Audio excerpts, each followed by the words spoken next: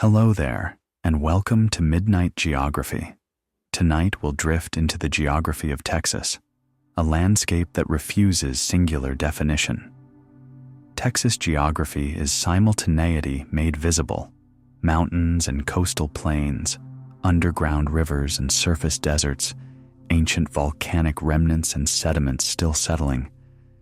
It's stone that remembers when it was seafloor, rivers that disappear into limestone and emerge miles away, canyons that expose hundreds of millions of years in a single cliff face.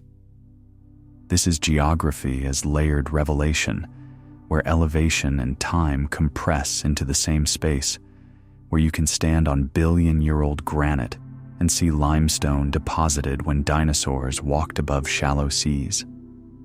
It represents how much complexity a single boundary can contain, how many worlds exist within what we call one place. If you enjoy these peaceful geographical explorations, consider liking and subscribing. It helps other curious minds find their way here too. But for now, let's begin.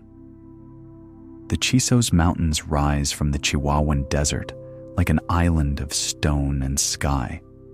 They are the only mountain range in the United States entirely contained within the boundaries of a national park, surrounded on all sides by Big Bend's vast expanse. At their highest point, Emery Peak reaches 7,032 feet above sea level, but it's the geology beneath that tells the deeper story. These mountains were born from volcanic activity 35 million years ago, when magma pushed upward through layers of ancient sedimentary rock, cooling slowly beneath the surface before erosion eventually revealed the intrusion. The result is a landscape of cooled lava, volcanic ash, and igneous rock that stands in stark contrast to the limestone and sandstone of the surrounding desert. When you stand in the Chisos Basin, you're standing in the eroded core of an ancient volcano, surrounded by peaks that once lay deep underground. The mountains create their own weather, gathering clouds that release rain in an otherwise arid landscape, supporting pine and oak at elevations where desert should dominate.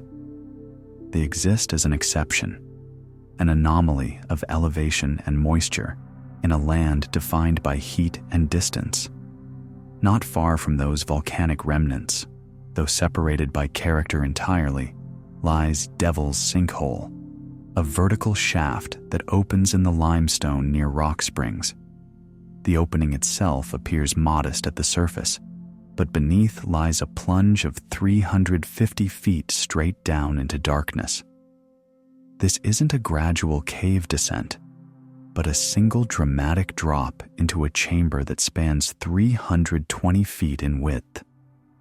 The sinkhole formed through the dissolution of limestone over countless centuries, as slightly acidic water carved through the porous rock, grain by grain, until the ceiling of an underground chamber grew too thin to support its own weight and collapsed inward. What makes Devil's Sinkhole particularly remarkable is its inhabitants.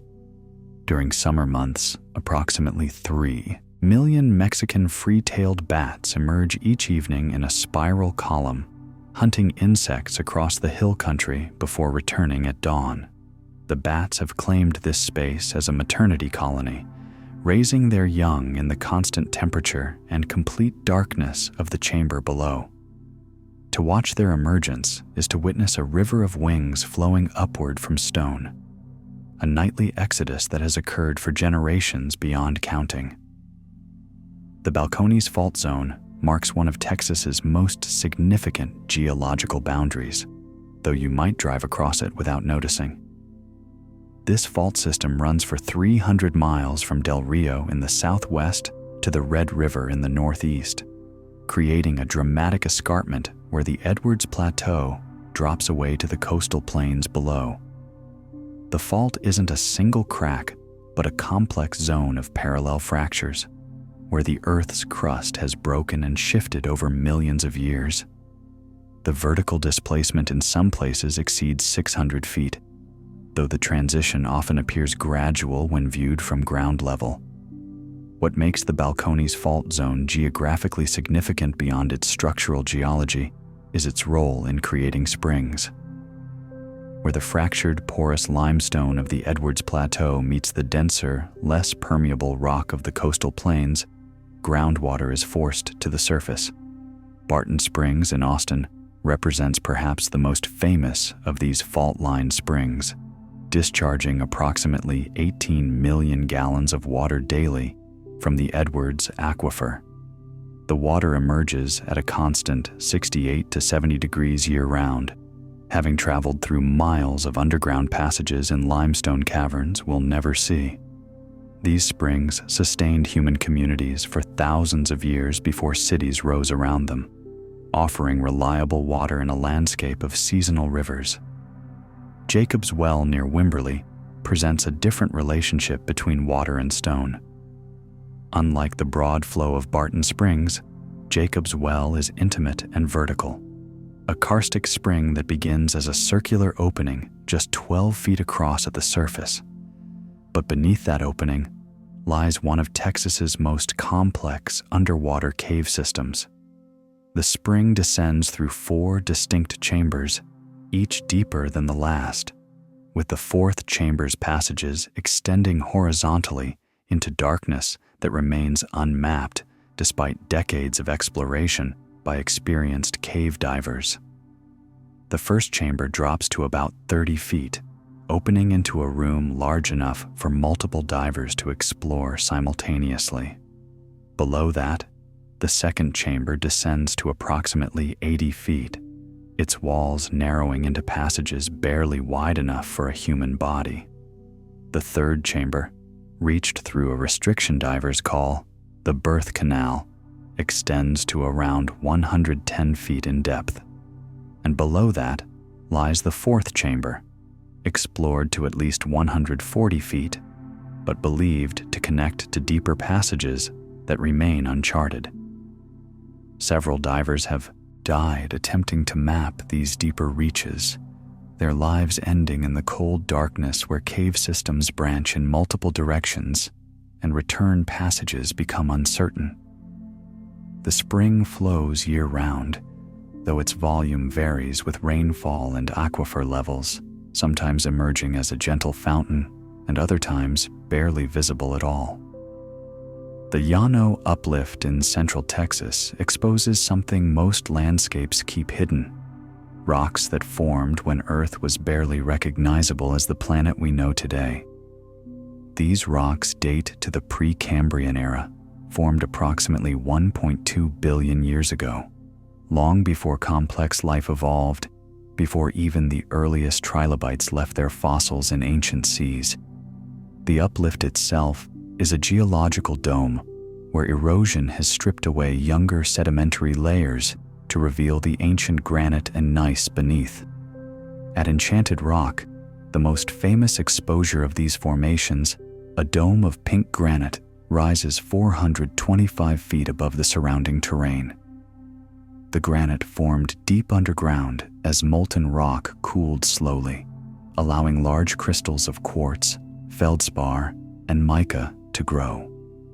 Over hundreds of millions of years, the overlying rock eroded away until this pluton, this body of once molten stone, became exposed at the surface. What's remarkable about Enchanted Rock isn't just its age, but its persistence. It has weathered into a dome shape through a process called exfoliation, where curved sheets of rock peel away like layers of an onion as the granite expands and contracts with temperature changes. On quiet nights, the rock sometimes produces audible creaking sounds as it shifts with cooling temperatures, giving rise to old stories about the rock being haunted or enchanted. But the sound is simply stone adjusting to thermal stress, the patient complaint of billion-year-old granite responding to the daily cycle of heat and cold. Caddo Lake exists as an anomaly in Texas geography, the only natural lake in a state defined by artificial reservoirs and seasonal playas. Located on the border between Texas and Louisiana, Caddo Lake covers approximately 25,400 acres of bald cypress swamps, sloughs, and open water that feels more like Louisiana bayou than anything typically Texan. The lake formed in the early 1800s when a massive log jam on the Red River, known as the Great Raft, backed water up into the cypress bottomlands of the region. Before the log jam formed, this area was wetland forest, subject to seasonal flooding but not permanently inundated. The accumulation of logs and debris created a natural dam that persisted for decades, fundamentally altering the hydrology of the region. Today, though the log jam has long since been cleared and water levels are maintained by a dam built in the 1900s, Caddo Lake retains its wild character. Bald cypress trees draped in Spanish moss rise from the water, their trunks flaring into broad bases called knees that help stabilize the trees in saturated soil. The lake's maze of sloughs and channels creates a landscape where navigation requires intimate knowledge or acceptance of getting lost. American alligators patrol the waters. Great blue herons stand motionless in the shallows. And beneath the surface, a unique ecosystem has evolved around the cypress stumps and submerged logs, supporting species found nowhere else in Texas. The Guadalupe Mountains tell a story written in stone that begins beneath ancient seas. These mountains, which rise abruptly from the desert of West Texas, are composed primarily of Capitan Reef, a fossilized reef system from the Permian period, approximately 265 million years ago. During that era, the region was covered by a vast inland sea called the Delaware Basin, and along its margins, a reef grew much like modern coral reefs grow today, though the organisms building it were different. Sponges, algae, and other marine creatures contributed their calcium carbonate structures to the reef's growth, gradually building a limestone formation that stretched for 400 miles in a horseshoe shape around the basin. When the sea eventually evaporated and the climate shifted, the reef was buried under sediments. Then, much later in geological time, tectonic forces uplifted the entire region, and erosion stripped away the overlying sediments to reveal the reef itself, now hardened into stone and lifted thousands of feet above sea level. Walking through the Guadalupe Mountains means walking through what was once sea floor, touching limestone made from creatures that lived and died in warm, shallow water millions of years before dinosaurs appeared. The fossil record preserved in these rocks is extraordinarily detailed. Shells, sponge structures, and even the growth patterns of the reef organisms remain visible in the canyon walls. Palo Duro Canyon cuts through the high plains of the Texas Panhandle like a sudden revelation. The flat grassland gives no warning before dropping away into depths of 800 feet, exposing canyon walls that stretch for 120 miles in length. The canyon formed through the erosive power of the Prairie Dog Town Fork of the Red River, which has been cutting through sedimentary rock for approximately 1 million years. But the rock itself is far older. The canyon walls expose 250 million years of geological history in layered bands of red, orange, white, and yellow stone. The lowest layers visible in the canyon date to the Permian period, when this region was near sea level and covered with shallow marine environments. Above those lie layers from the Triassic and Jurassic periods, recording climate shifts and changing environments across millions of years. The distinctive red coloring comes from iron oxide in the sediments, essentially rust, which stained the rock as it weathered. The canyon's name translates to hard wood in Spanish, referring to the juniper trees that grow along the canyon floor, clinging to moisture and shelter that doesn't exist on the plains above. Standing at the canyon rim, you can see time compressed into color bands, each layer representing an epoch of deposition. each color a different ancient environment now locked in stone and lifted to light. The Edwards Aquifer beneath the hill country holds water in darkness, stored in the porous spaces of limestone that dissolved over millions of years. The aquifer system covers approximately 4,400 square miles, though its boundaries remain somewhat uncertain since groundwater doesn't respect surface geography. Water enters the aquifer through the recharge zone, where fractured limestone at the surface allows rainwater to percolate downward through cracks, fissures, and caves. Once underground, the water moves slowly through interconnected passages, some large enough to walk through, others microscopic, dissolving additional limestone as it flows and creating ever larger conduits. The aquifer stores between 20 and 30 million acre-feet of water at any given time, though the amount fluctuates with rainfall and withdrawals. What makes the Edwards Aquifer particularly vital is that it supplies water to nearly 2 million people, including the entire city of San Antonio. The water can take anywhere from weeks to decades to travel from recharge areas to springs where it emerges, depending on the pathways it follows and how deep it circulates.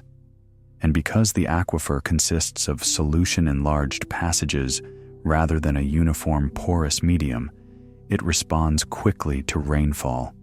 Springs increase their flow within days of heavy rain as water pulses through the system. This responsiveness makes the aquifer both a reliable water source and a vulnerable one, sensitive to contamination and overpumping.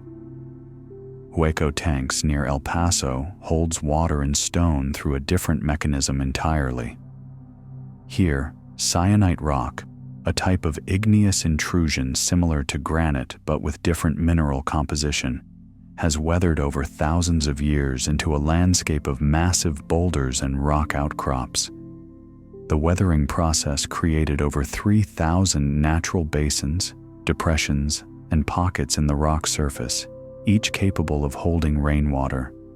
These features, called huecos in Spanish, range from small depressions that hold a few gallons to larger basins that can contain hundreds of gallons of water. In the Chihuahuan Desert, where rainfall averages less than 10 inches annually, these natural cisterns provided critical water sources for human inhabitants going back thousands of years. The rock itself dates to approximately 34 million years ago, when magma intruded into older sedimentary rocks and cooled beneath the surface. Later, erosion removed the overlying rock, exposing the syenite to weathering. Chemical weathering, primarily through the dissolution of feldspar minerals in the rock, created the basins, while physical weathering from temperature fluctuations caused the rock to fracture and separate into the boulder piles visible today. The site's importance to prehistoric peoples is evident in the more than 3,000 pictographs painted on rock surfaces throughout the area, marking Hueco tanks as both a water source and a sacred landscape. The Rio Grande, which forms much of Texas's southern and western border, demonstrates a river's tendency to wander. Between El Paso and Brownsville, the Rio Grande changes direction 9 times in major shifts, creating oxbow lakes and abandoning old channels that now lie dry, sometimes miles from the current riverbed. This meandering behavior is characteristic of rivers flowing through relatively flat terrain with easily eroded banks. As water flows around a bend, it moves faster on the outside of the curve and slower on the inside, causing erosion on the outer bank and deposition on the inner bank. Over time, the bends become more pronounced, the curves more extreme, until eventually the river cuts through the narrow neck of land separating one bend from another, abandoning the old meander loop entirely. The abandoned channel becomes an oxbow lake, a crescent-shaped body of water gradually filling with sediment. Along the Rio Grande, this process has created a complex landscape of current river, recent channels, and ancient meanders. The shifting also creates diplomatic complications, since the river marks the international boundary between the United States and Mexico. When the river changes course, questions arise about which country owns the newly formed or newly abandoned land, leading to treaties that attempt to fix the boundary even as the river continues its ancient pattern of movement. Gorman Falls in Colorado.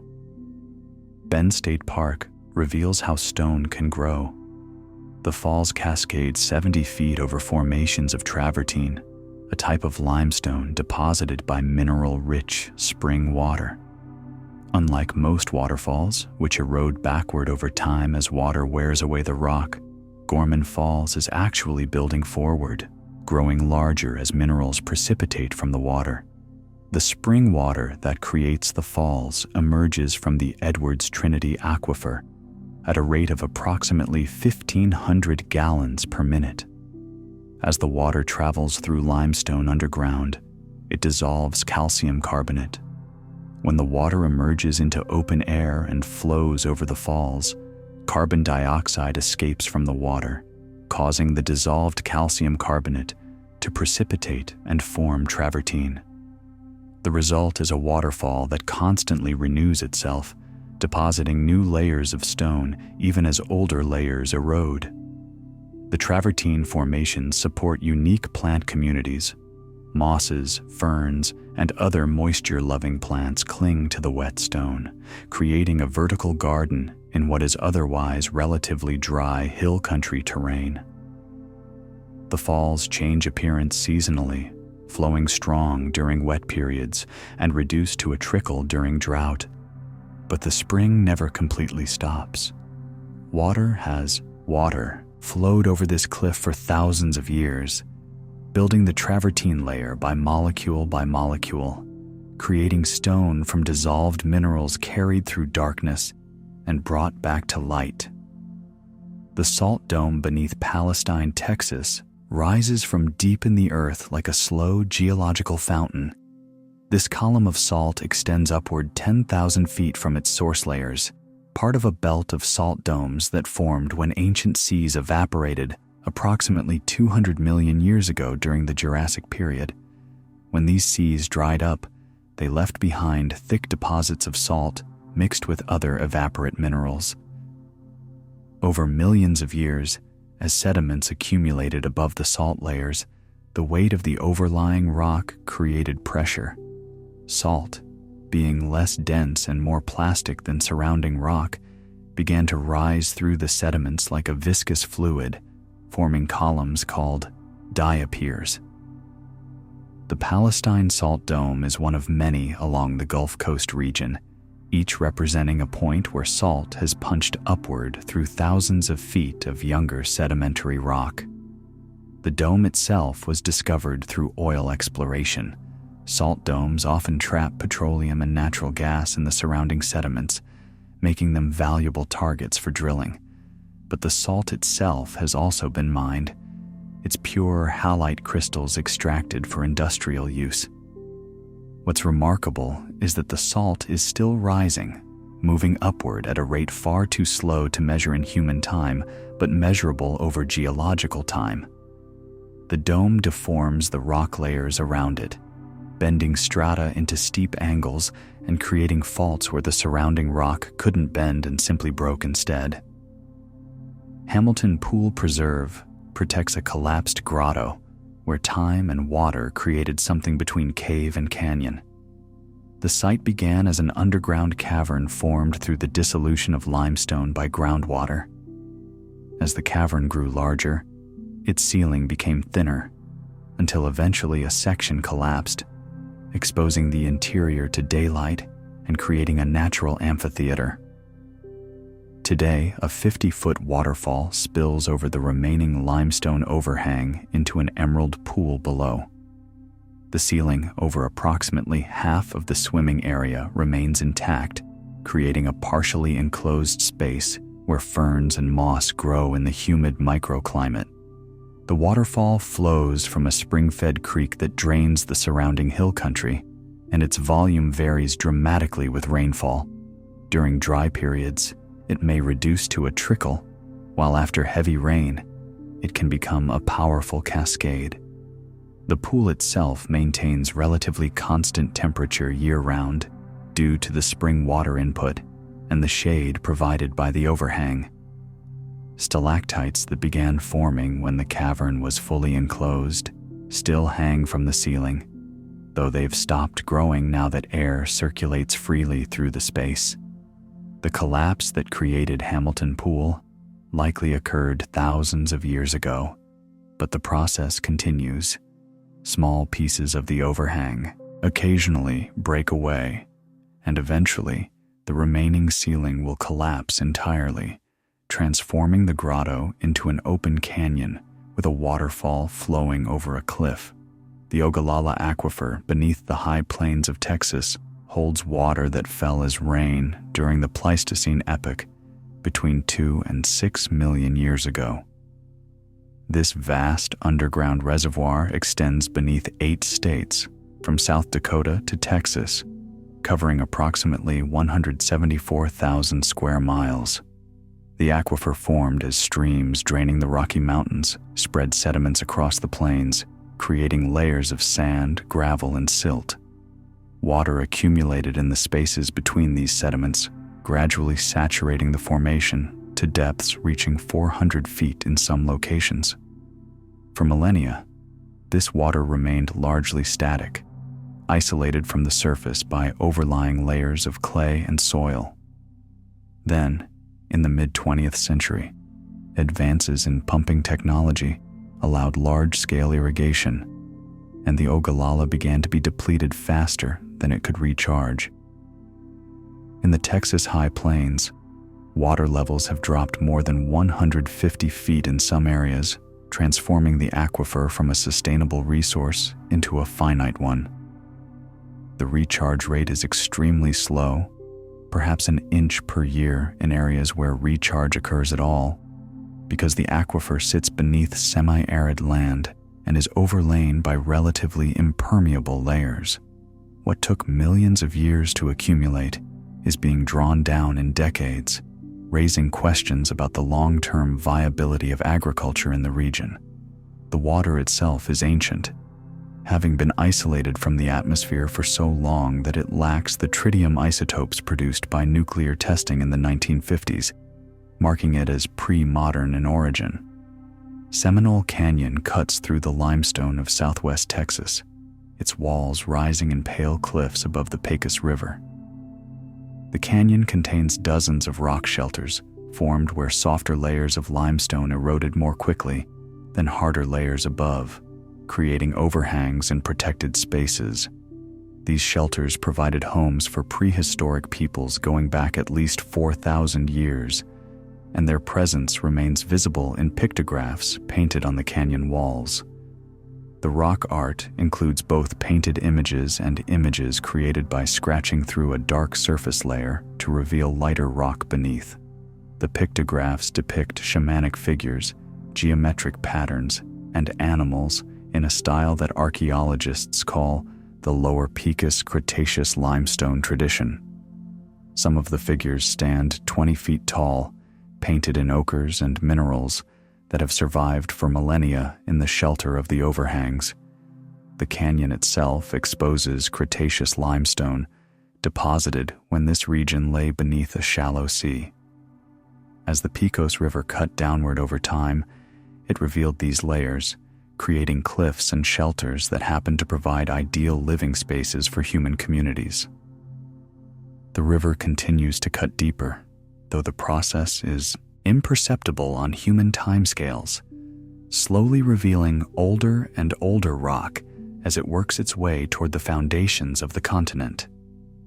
The Guadalupe River demonstrates how water can disappear and reappear according to the porosity of stone.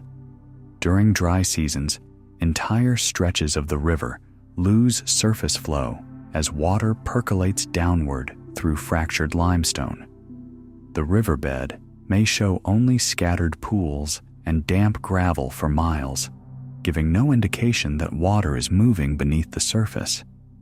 The river hasn't truly stopped flowing. It's simply shifted underground, following paths through solution-enlarged cracks and passages in the limestone. Miles downstream, the water resurfaces from springs where the geology forces it back to the surface, and the river flows again as if nothing had happened. This intermittent behavior is characteristic of streams flowing over karst terrain, where limestone dissolution has created underground drainage networks that compete with surface channels. The exact points where the river sinks and rises can shift from year to year, depending on which underground passages are open and which have become temporarily blocked by sediment. During periods of high flow after heavy rainfall, the underground passages can't accommodate all the water, and the river flows continuously at the surface. But as flow decreases, gravity and permeability direct more and more water underground until surface flow ceases entirely in the most permeable reaches.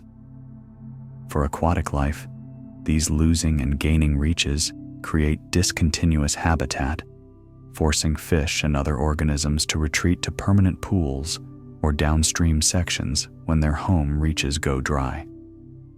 Longhorn Cavern near Burnett formed through a process quite different from most Texas caves.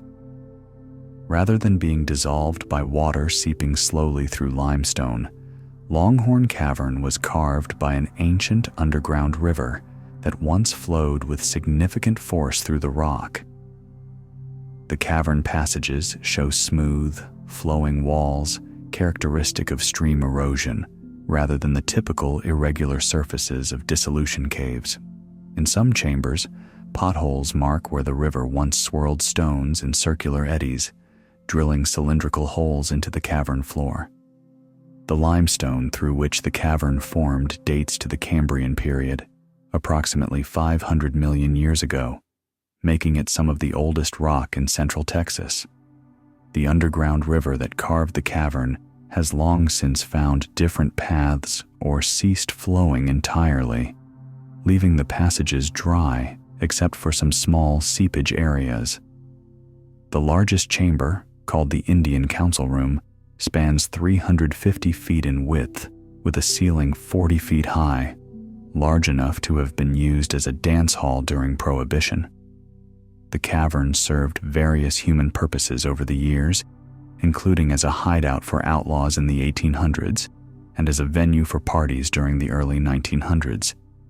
But before that, for thousands of years, it remained largely unknown except to those who happened upon its entrance, a hole in the hill country landscape leading down into passages carved by water that no longer flows. The Devil's River near Del Rio flows with a clarity that seems almost unnatural, water so transparent that you can see 30 feet down to the limestone bed below. This clarity isn't an accident of filtration, but a consequence of source. The river emerges almost entirely from springs fed by the Edwards Trinity Aquifer, carrying no sediment, no runoff from disturbed land, just pure groundwater that has traveled through miles of limestone in complete darkness before emerging into sunlight. The springs that feed the Devil's River discharge water that has been filtered through stone, any impurities removed by the patient work of percolation through porous rock.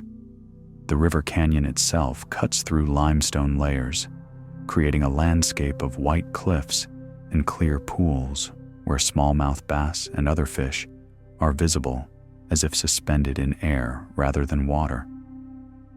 The Devil's River remains one of the most pristine waterways in Texas, largely because it drains a watershed with minimal human development. No cities draw from it. No farms irrigate from its flow. It simply continues as it has for thousands of years, a spring-fed stream cutting through limestone country, its water so clear that depth becomes difficult to judge. What appears shallow may be 20 feet deep. What looks like a surface reflection may be a fish moving below.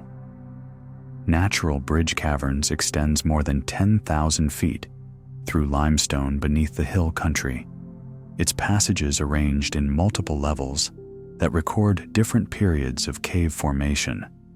The cavern was discovered in 1960 by 4 college students who noticed air flowing from beneath a limestone bridge on a ranch near San Antonio. Following the air current led them to passages no human had entered before, chambers decorated with formations that had been growing in darkness for hundreds of thousands of years.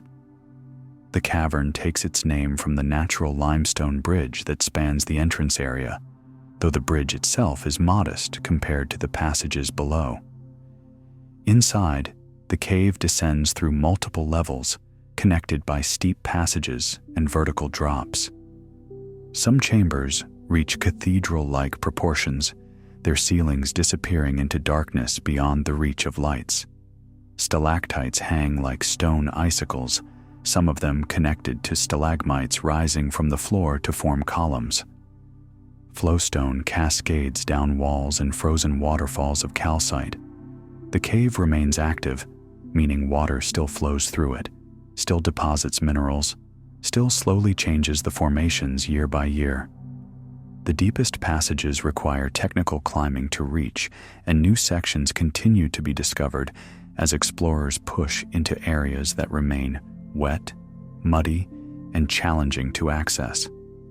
The full extent of the cave system remains unknown, with leads continuing into passages too small or too dangerous to follow, suggesting that much of natural bridge caverns remains unexplored.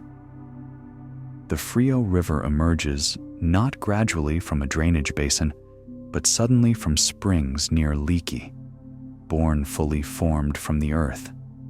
These springs draw water from the Edwards Trinity Aquifer, discharging it at a constant temperature that hovers around 70 degrees regardless of season. In summer, when air temperatures reach the 90s or higher, the river flows cool and refreshing. In winter, when frost covers the hill country, the river flows comparatively warm, its temperature moderated by the mass of limestone through which the water has traveled. The consistency of spring water creates an environment quite different from rain-fed streams. The Frio doesn't flood dramatically after storms, and it doesn't dry to disconnected pools during drought. Its flow varies certainly as aquifer levels rise and fall, but the springs never cease entirely. The river's name means cold in Spanish, though its temperature is actually moderate. It simply feels cold compared to sun-heated summer air. The riverbed consists of limestone cobbles worn smooth by water, creating pools and small rapids as the river descends through its canyon. Bald cypress trees line the banks, their roots finding constant moisture. The water remains clear enough to see fish and the limestone bottom, a transparency inherited from its subterranean journey through natural filters of stone. Pilot Knob near Austin rises as an anomaly in the landscape, a circular hill that doesn't quite fit the surrounding terrain. This knob is what remains of a volcano that erupted 80 million years ago, but not the kind of volcano we typically imagine. When Pilot Knob erupted, the area lay beneath the Cretaceous Sea, hundreds of feet of salt water covering what would eventually become central Texas. The eruption punched through the seafloor, creating a submarine volcano that blasted through layers of limestone and seawater. The interaction between hot magma and cold seawater created explosive eruptions that fragmented the volcanic rock into ash and cinders. These materials settled around the vent, building a cone on the seafloor.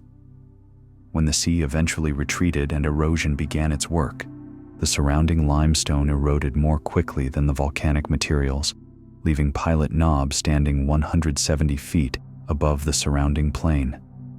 Today, the knob's circular shape and the presence of volcanic rock in an area otherwise dominated by sedimentary formations mark it as something different, a reminder that even beneath ancient seas, the Earth's interior occasionally broke through with force.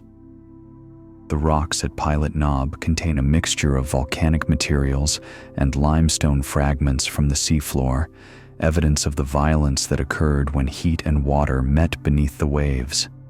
The Canadian River in the Texas Panhandle cuts through layers of red rock that tell stories of vanished seas. These red beds date to the Permian period, approximately 250 million years ago, when the region alternated between arid landscapes and shallow marine environments. As seas advanced and retreated, they left behind sediments that included gypsum and salt, minerals precipitated when seawater evaporated in restricted basins. The red coloring comes from iron oxide, which formed as iron-bearing minerals in the sediments reacted with oxygen. The river has incised its channel through these layers, exposing the white bands of gypsum and salt among the red mudstone and sandstone. During high flow, the river carries a distinctive red sediment load, staining its water the color of rust.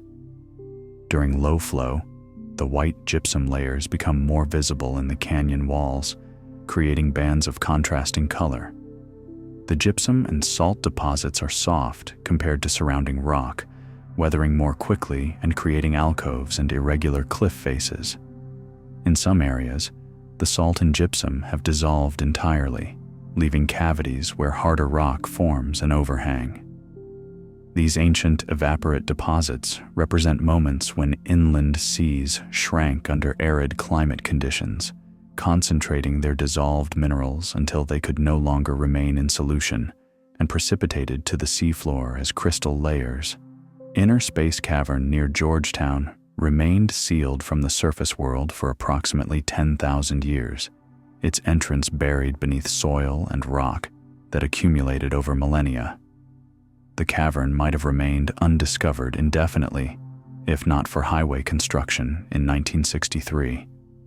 Workers drilling to test the stability of bedrock for Interstate 35 broke through into a void, and their drilling equipment dropped 30 feet into darkness.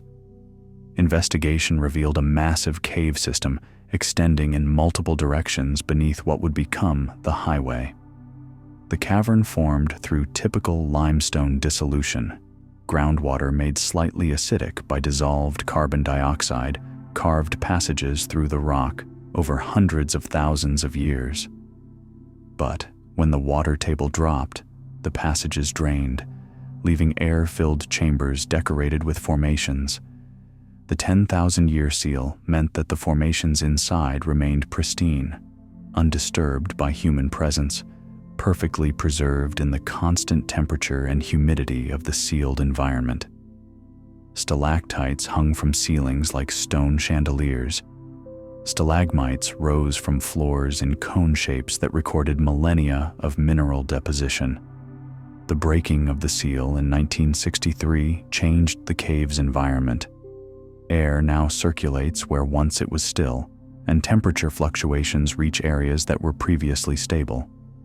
But the cave retains much of its original character, its formations still growing as water continues to seep through the limestone above, carrying dissolved minerals that add molecule by molecule to structures already hundreds of thousands of years old. The Llano River Valley holds a geological treasure found nowhere else on Earth, a rock called lanite. This igneous stone formed underground approximately 1.1 billion years ago when magma rich in silica and various minerals cooled slowly beneath the surface. What makes lanite unique is its composition and appearance. Large blue quartz crystals embedded in a matrix of pink and red feldspar, creating a stone that looks almost artificial in its vivid coloring. The blue quartz forms crystals up to an inch across, their color derived from microscopic titanium dioxide inclusions that scatter light in wavelengths we perceive as blue. The pink feldspar surrounding these crystals creates a striking contrast that makes elenite immediately recognizable. The rock occurs only in a small area of the Llano uplift, where erosion has exposed Precambrian formations that formed when Texas was part of a different continent entirely, before the assembly of even the most ancient supercontinents. Lanite has been used decoratively in buildings and monuments throughout Texas, its unique appearance making it a prized architectural stone. But its real significance lies in what it represents: a moment of crystallization frozen in time, when minerals separated according to their chemistry and cooling rates, creating a pattern that would remain locked in stone for over 1 billion years, until erosion eventually brought it to the surface where human eyes could appreciate its beauty. Fossil Rim near Glen Rose exposes the Glen Rose Formation, layers of limestone deposited approximately 110 million years ago during the early Cretaceous. But what makes this formation particularly remarkable is what's preserved in the stone: dinosaur tracks pressed into what was once soft limestone mud along the shore of an ancient sea. These aren't fossilized bones, but trace fossils, records of behavior rather than anatomy. The tracks show where dinosaurs walked along the shoreline, where they paused, where they changed direction. Some trackways show multiple individuals moving together, suggesting herd behavior. Others show predator and prey paths crossing, though separated in time. The tracks themselves formed when dinosaurs walked across lime-rich mud that was firm enough to hold their weight, but soft enough to take an impression. The impressions filled with different sediment and eventually hardened into stone, preserving the exact shape of feet that pressed into mud millions of years ago. Both three-toed theropod tracks and larger, rounder sauropod tracks appear in the formation. The sauropod tracks can measure over 3 feet in diameter, each print representing a single step of an animal that weighed many tons.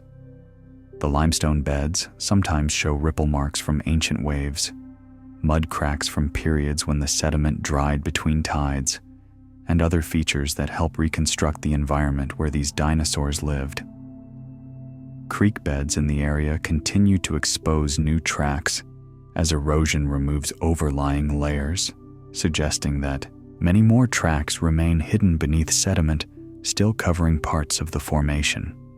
The Sabine River forms a natural boundary between Texas and Louisiana for 360 miles, its course defining the border through pine forests and bottomland hardwoods.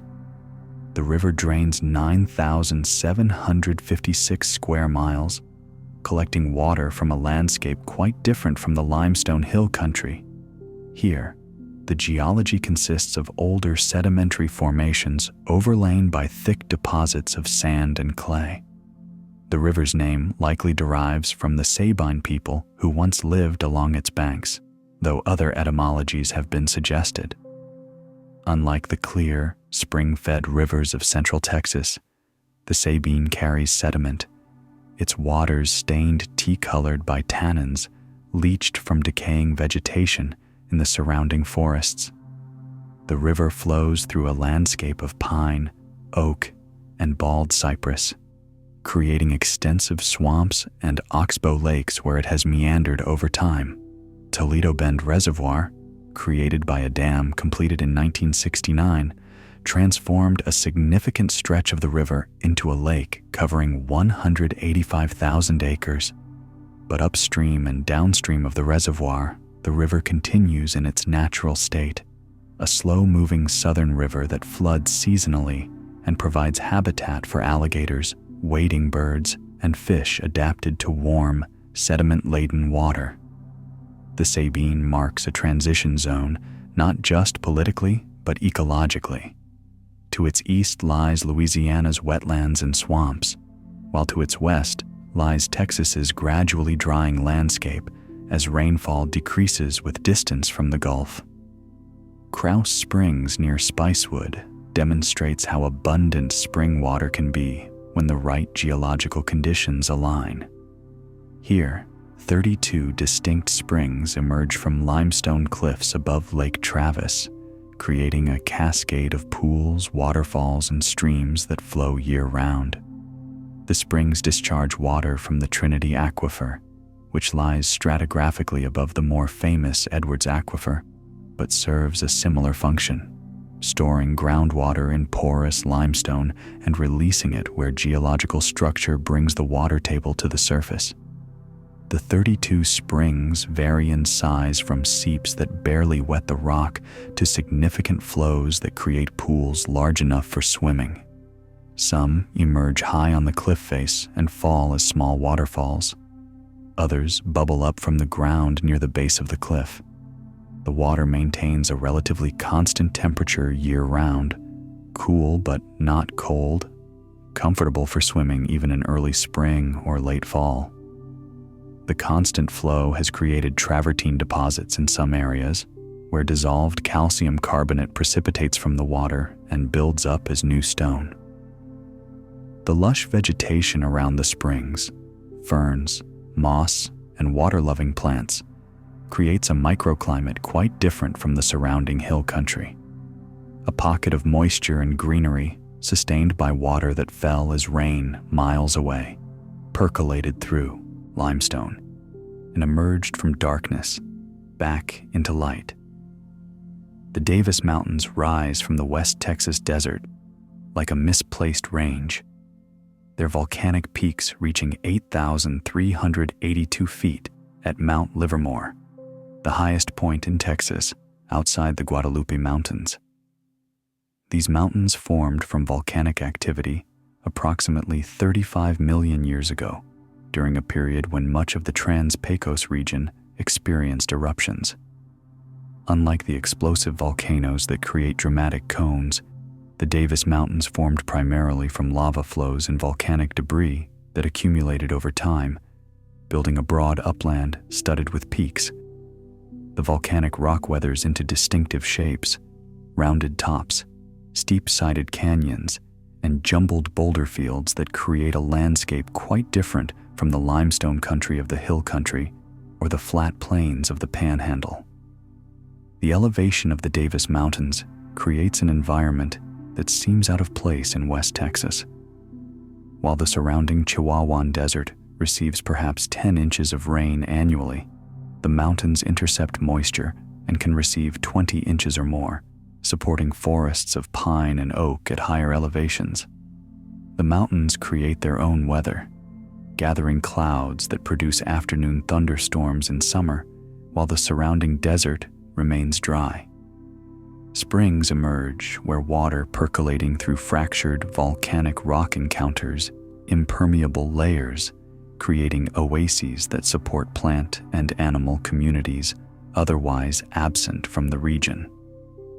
Dinosaur Valley State Park preserves some of the most impressive dinosaur tracks in North America, pressed into what was once the muddy limestone shoreline of the Cretaceous Sea. The sauropod tracks here measure over 3 feet in diameter, each footprint a circular depression that shows where an animal weighing perhaps 30 tons placed its foot while walking along the shore 110 million years ago. The tracks appear in limestone beds exposed in the Paluxy River, visible during low water when the riverbed becomes accessible. Some trackways extend for over 100 feet, showing consecutive steps that allow paleontologists to calculate the animal's stride length and walking speed. The tracks show remarkable detail. In some cases, you can see the impression of individual toes, the way weight distributed across the foot, even marks where mud squeezed up between the toes. 3-toed theropod tracks also appear in the formation, recording the passage of carnivorous dinosaurs that walked on 2 legs. The track-bearing layers represent a specific moment in geological time when conditions were perfect for preservation. Soft limestone mud that could take an impression, followed quickly by deposition of different sediment that filled the tracks, followed by hardening into stone before the impressions could erode away. The river continues to expose new tracks each year, as flowing water gradually erodes the limestone surface, removing overburden and revealing tracks that have been buried for millions of years. The Neches River flows 416 miles entirely within Texas, making it one of the few major rivers that doesn't originate in another state or empty into another state before reaching the Gulf. The river begins in Van Zandt County in northeast Texas, where multiple small streams converge to form the main channel. It flows through the Piney Woods region, draining a landscape of loblolly pine, oak, and thick undergrowth quite different from the open terrain of central and west Texas. The Neches carries tannin-stained water, colored brown or reddish by organic compounds leached from decaying leaves and wood in the surrounding forest. The river creates bottomland swamps where bald cypress and water tupelo grow in standing water, their trunks flared at the base and their roots forming knees that project above the waterline. These bottomlands flood seasonally, spreading water across wide areas and creating habitat for amphibians, wading birds, and fish that spawn in shallow, warm water. The Neches eventually empties into Sabine Lake, which connects to the Gulf of Mexico, but its entire course remains within Texas boundaries. The river's watershed covers approximately 10,000 square miles, all of it within the state, making the Neches a purely Texan river from source to mouth, influenced only by rainfall and geology within state boundaries. Santa Elena Canyon in Big Bend demonstrates the river's power to cut through stone when given enough time. Here, the Rio Grande flows through a gap in the limestone cliffs that rise 1,500 feet vertically above the water, creating walls so steep and high that sunlight reaches the canyon floor only during midday. The canyon formed as the river cut downward through layers of Santa Elena limestone deposited during the Cretaceous period, when this area lay beneath a shallow sea. As the region uplifted over millions of years, the river maintained its course, sawing through the rising rock like a blade cutting through wood, except at geological speeds, where progress is measured in millimeters per century. The canyon makes a dramatic bend as the river changes direction, creating a narrow passage where cliffs on both the Mexican and American sides seem to press inward.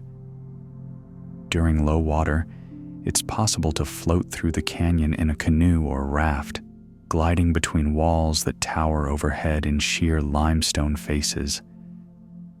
During high water, the river becomes more challenging, currents accelerating through the constricted channel and creating waves where water piles up against obstacles. The canyon walls show layering in the limestone, bands representing different periods of deposition, different conditions in the ancient sea. In places, solution cavities in the limestone create alcoves where the rock has dissolved more rapidly. In other places, harder layers project outward, more resistant to weathering than the softer stone above and below. The Trinity Aquifer system underlies 40,000 square miles across central Texas, a vast underground reservoir stored in sandstone and limestone formations. The aquifer consists of multiple distinct geological units that happen to be hydraulically connected. Water moves between them through fractures and permeable zones, even though they formed in different periods under different conditions. The sandstone layers date primarily to the Cretaceous period, deposited as sand along ancient shorelines and river deltas. The limestone layers formed in shallow marine environments where calcium carbonate precipitated from seawater or accumulated as shells and coral fragments. Together, these formations store water that recharges where they crop out at the surface, or where they're overlain by permeable soils that allow rainfall to percolate downward. The Trinity Aquifer typically occurs below the more productive Edwards Aquifer, where the two overlap geographically, but in areas north and west of the Edwards Formation, the Trinity becomes the primary groundwater source.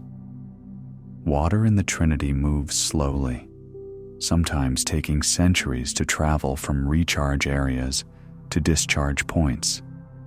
The aquifer supplies water to rural areas, small towns, and ranches across a vast swath of Texas, though it's less studied and less protected than the better-known Edwards. Wells drilled into the Trinity can produce adequate water for domestic use, though the aquifer's porosity and permeability are lower than the Edwards, meaning wells may yield less water and require pumping from greater depths. McKittrick Canyon in Guadalupe Mountains. National Park seems impossible, a perennial stream flowing through desert mountains, creating a riparian corridor that resembles East Texas more than West Texas. The stream flows year-round, fed by springs that emerge from the Capitan Reef limestone, carrying water that is percolated through the ancient reef structure. The presence of reliable water creates an oasis in the Chihuahuan Desert, supporting plant communities that otherwise couldn't survive at this latitude and elevation. Most remarkably, the canyon contains stands of big-tooth maple, a species typically found much farther north or at much higher elevations. Each autumn, these maples turn brilliant red, orange, and gold, creating a display of fall color that seems misplaced in the desert southwest. The maples survive in McKittrick Canyon because the stream provides constant moisture, the canyon walls provide shade, and springs moderate temperature extremes. The geological structure of the Guadalupe Mountains, with their tilted, fractured limestone, creates conditions where groundwater collects and emerges as springs, rather than dispersing through the rock or evaporating from dry surfaces.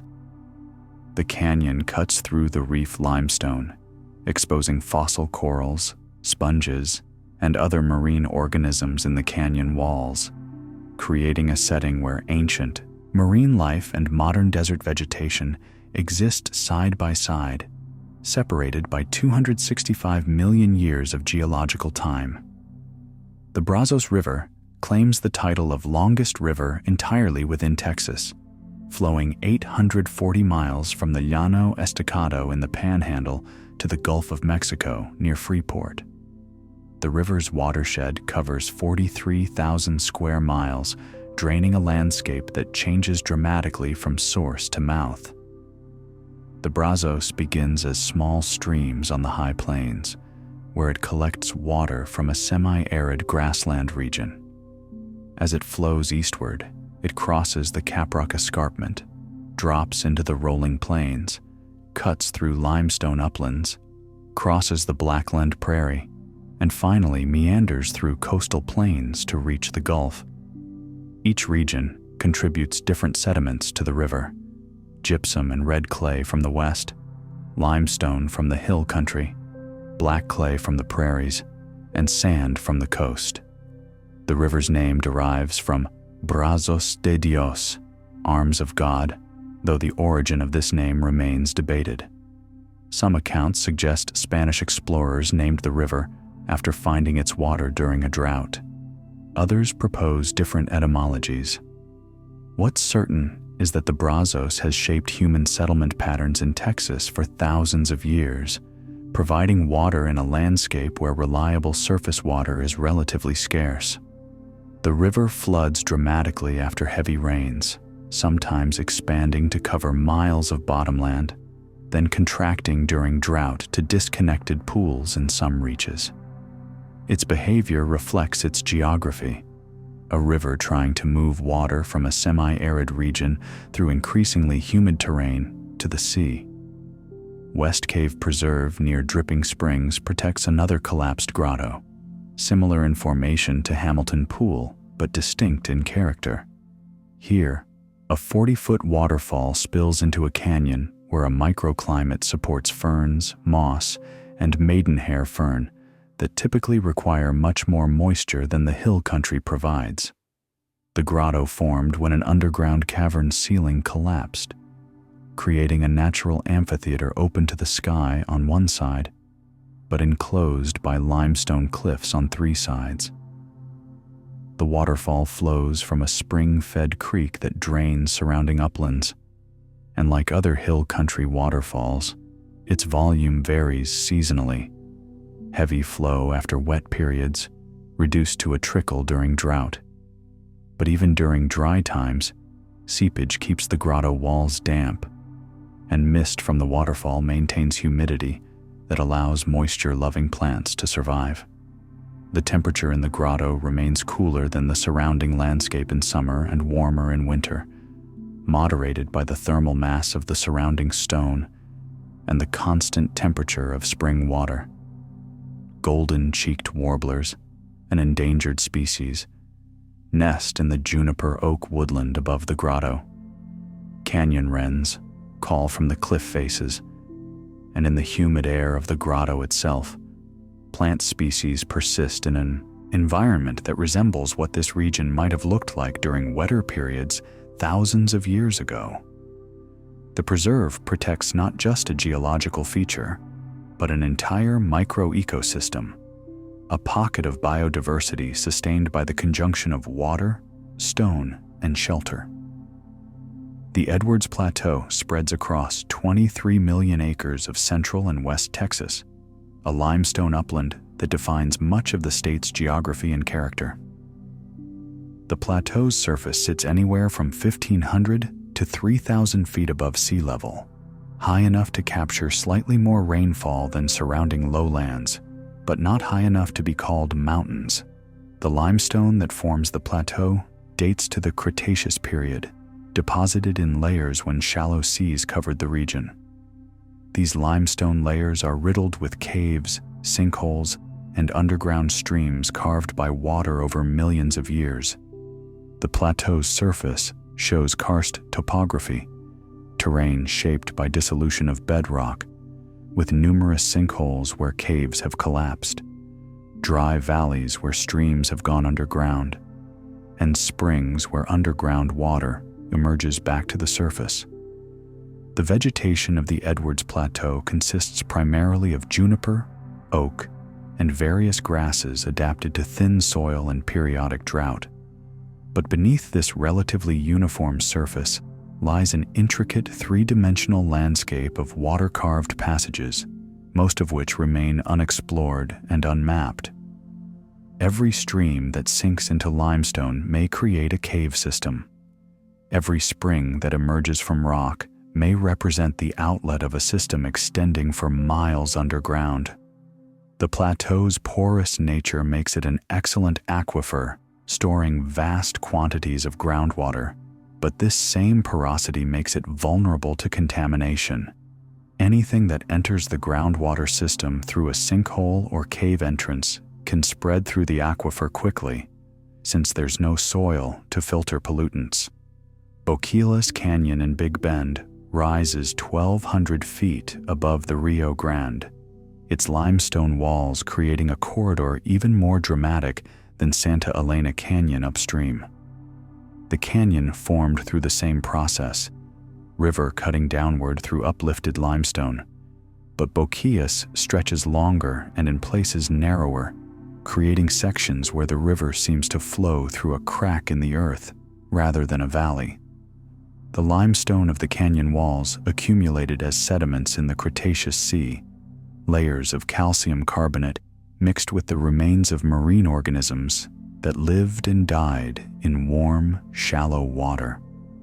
Later, tectonic forces associated with the creation of the Rocky Mountains uplifted the entire region, tilting and folding the rock layers.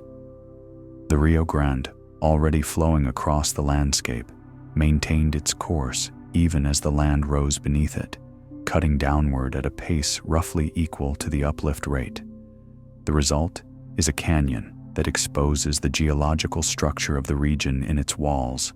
You can see how rock layers tilt where faults have displaced strata, where harder layers project outward and softer layers have eroded back into alcoves. The river through Boquillas Canyon is generally calmer than through Santa Elena, flowing at a more moderate pace through the longer, less constricted channel. But the sense of scale is overwhelming. Standing at the river's edge and looking up 1,200 feet at walls that seem to touch the sky creates a perspective that humbles human presence and reminds us that we're moving through landscapes shaped by forces and timeframes beyond our immediate comprehension. The Sulphur River in northeast Texas flows through 3 different reservoirs before joining the Red River, draining landscapes of piney woods and blackland prairie that represent the eastern edge of Texas geography. The river begins where multiple small streams converge in northeast Texas, gathering water from a region that receives more rainfall than areas to the west. As it flows eastward, the sulfur passes through Wright-Patman Lake, Lake Texarkana, and finally reaches the Red River near the Texas-Arkansas border. The river's name likely derives from sulfur springs that once existed along its course, though most have been inundated by reservoir construction. Unlike the clear, spring-fed rivers of the hill country, the sulfur carries sediment from its watershed, clay particles that give the water a turbid appearance and settle in slower-moving sections to form mudbanks and deltas. The river drains a landscape that transitions from post-oak savanna to pine forest as you move eastward, reflecting increasing rainfall and different soil types.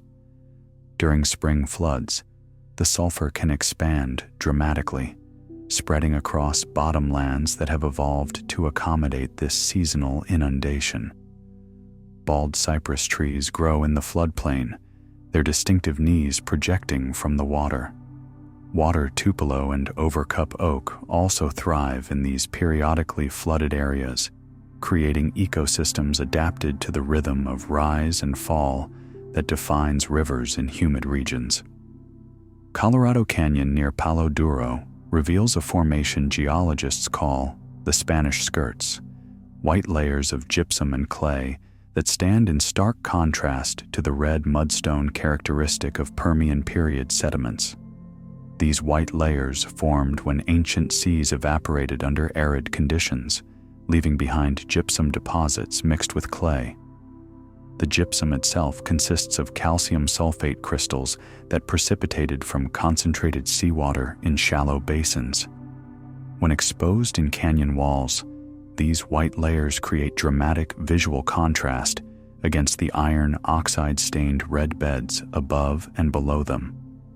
The layers appear to drape down the canyon sides like fabric, hence the name Spanish skirts, though this is purely descriptive of their appearance, not their formation.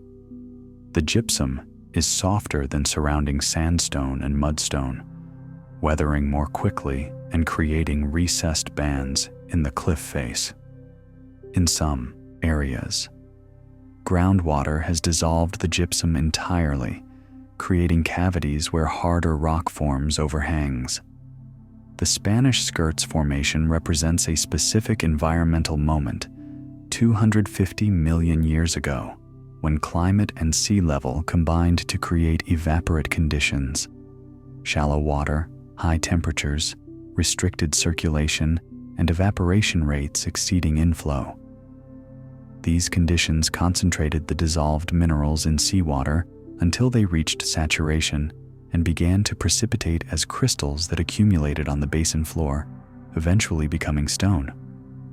Blue Hole Regional Park in Wimberley features spring water that emerges from the Trinity Aquifer at a constant 50 degrees year-round, creating a swimming hole that feels shockingly cold in summer and surprisingly warm in winter.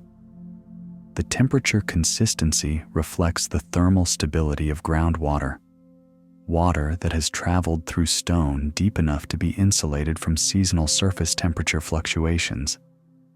The spring itself bubbles up through a pool surrounded by cypress trees, creating a swimming area that has been a local gathering place for generations.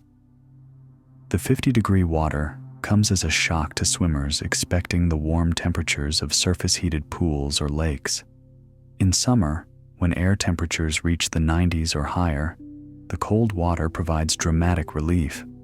In winter, when frost occasionally covers central Texas, the spring water actually feels warmer than the air, and mist rises from the pool as the relatively warm water meets cold atmosphere. The constant flow prevents the pool from becoming stagnant, continuously replacing the water with fresh spring discharge. The spring's output varies somewhat with aquifer levels, flowing stronger during wet periods when the water table rises and somewhat reduced during drought, but it never ceases entirely. Groundwater continues to emerge year after year, decade after decade.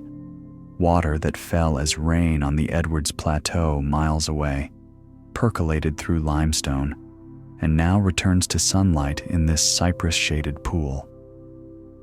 The Llano Estacado, or Staked Plains, spreads across 32,000 square miles of West Texas and eastern New Mexico as one of the flattest landscapes on Earth. The name Staked Plains has uncertain origin. Some accounts claim early explorers drove stakes into the ground to mark their path across the featureless terrain, while others suggest the name refers to yucca stalks that dot the landscape. Whatever its etymology, the Llano Estacado's defining characteristic is its extraordinary levelness.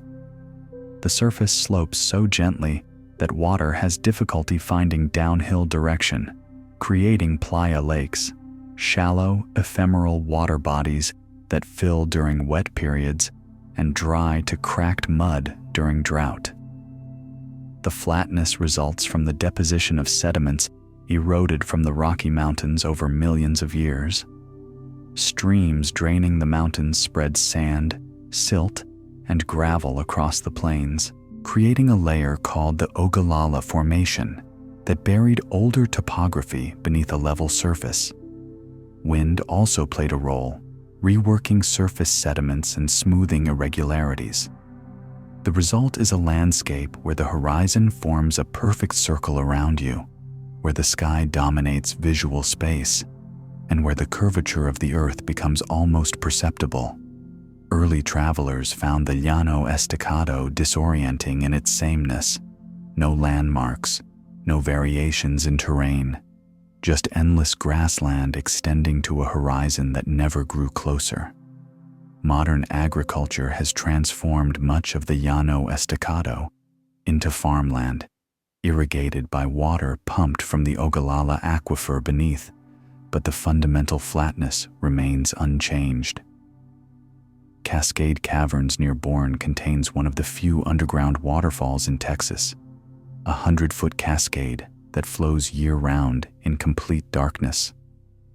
The waterfall occurs where an underground stream drops over a ledge within the cave system, creating sound and mist in chambers that would otherwise be silent and still.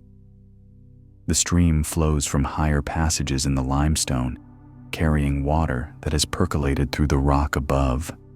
The water contains dissolved calcium carbonate, and as it falls through the cave atmosphere and flows over stone surfaces, some of that dissolved mineral precipitates, gradually building formations. Flowstone where the water sheets across surfaces, dripstone where it falls as drops.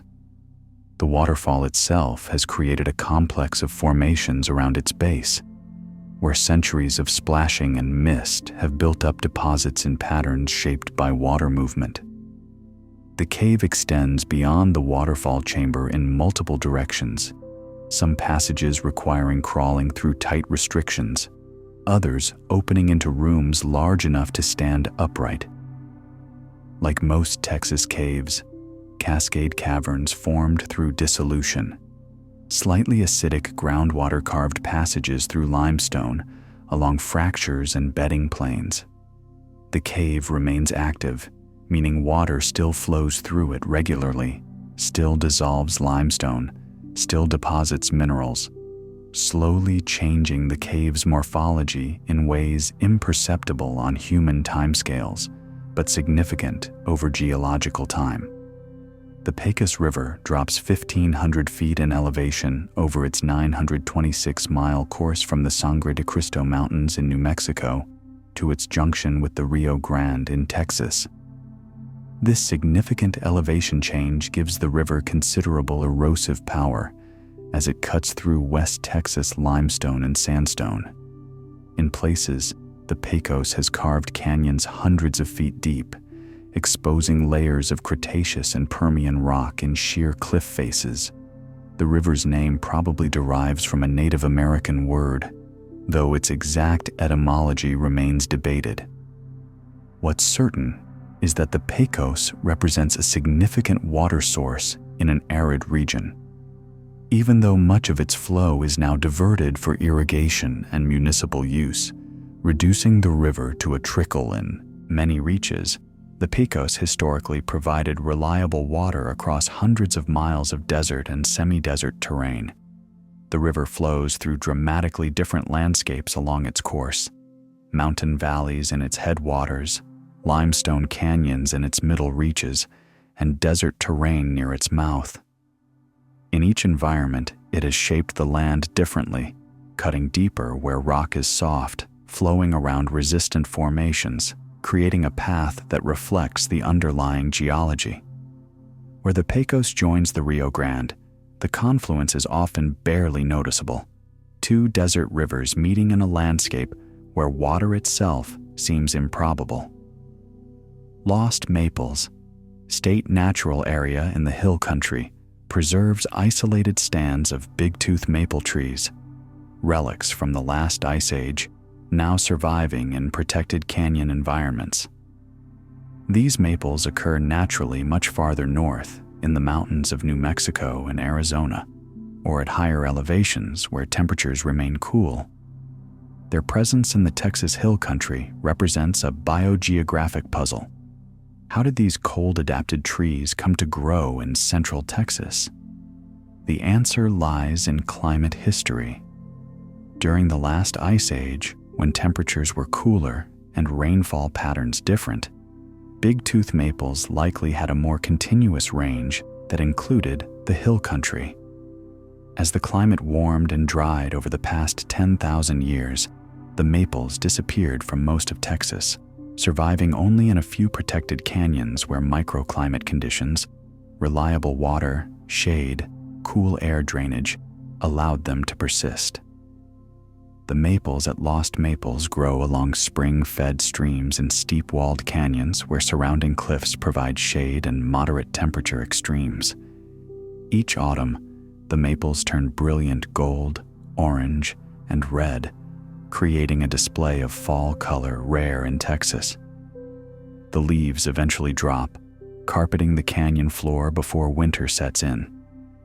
The trees are survivors, populations holding on in environments that just barely meet their needs, reminders that the landscape we see today is constantly changing, that species distributions shift with climate, and that what seems permanent may be temporary on longer timescales. The Concho River forms at the junction of three spring-fed streams near San Angelo: the North Concho, Middle Concho, and South Concho. The name concho derives from the Spanish word for the freshwater mussels that once lived abundantly in the river, their shells scattered along the banks and in the streambed. These mussels required clean, flowing water and stable substrates, conditions that prevailed before dams altered the river's hydrology and agricultural runoff degraded water quality. Today, many of the mussel species that gave the river its name have declined or disappeared entirely, their survival threatened by habitat changes. The three streams that form the Concho emerge from springs in limestone and sandstone formations, carrying water from aquifers that recharge in the Edwards Plateau region. During wet periods, the springs flow strongly and the river runs clear. During drought, the springs diminish, and in some reaches, the river may cease flowing at the surface, its water infiltrating into porous gravel beds to continue underground. The Concho drains a watershed of 5,500 square miles before joining the Colorado River. Its valley has supported human communities for thousands of years, the reliable spring water making it an attractive place to settle in a region where many streams flow only seasonally.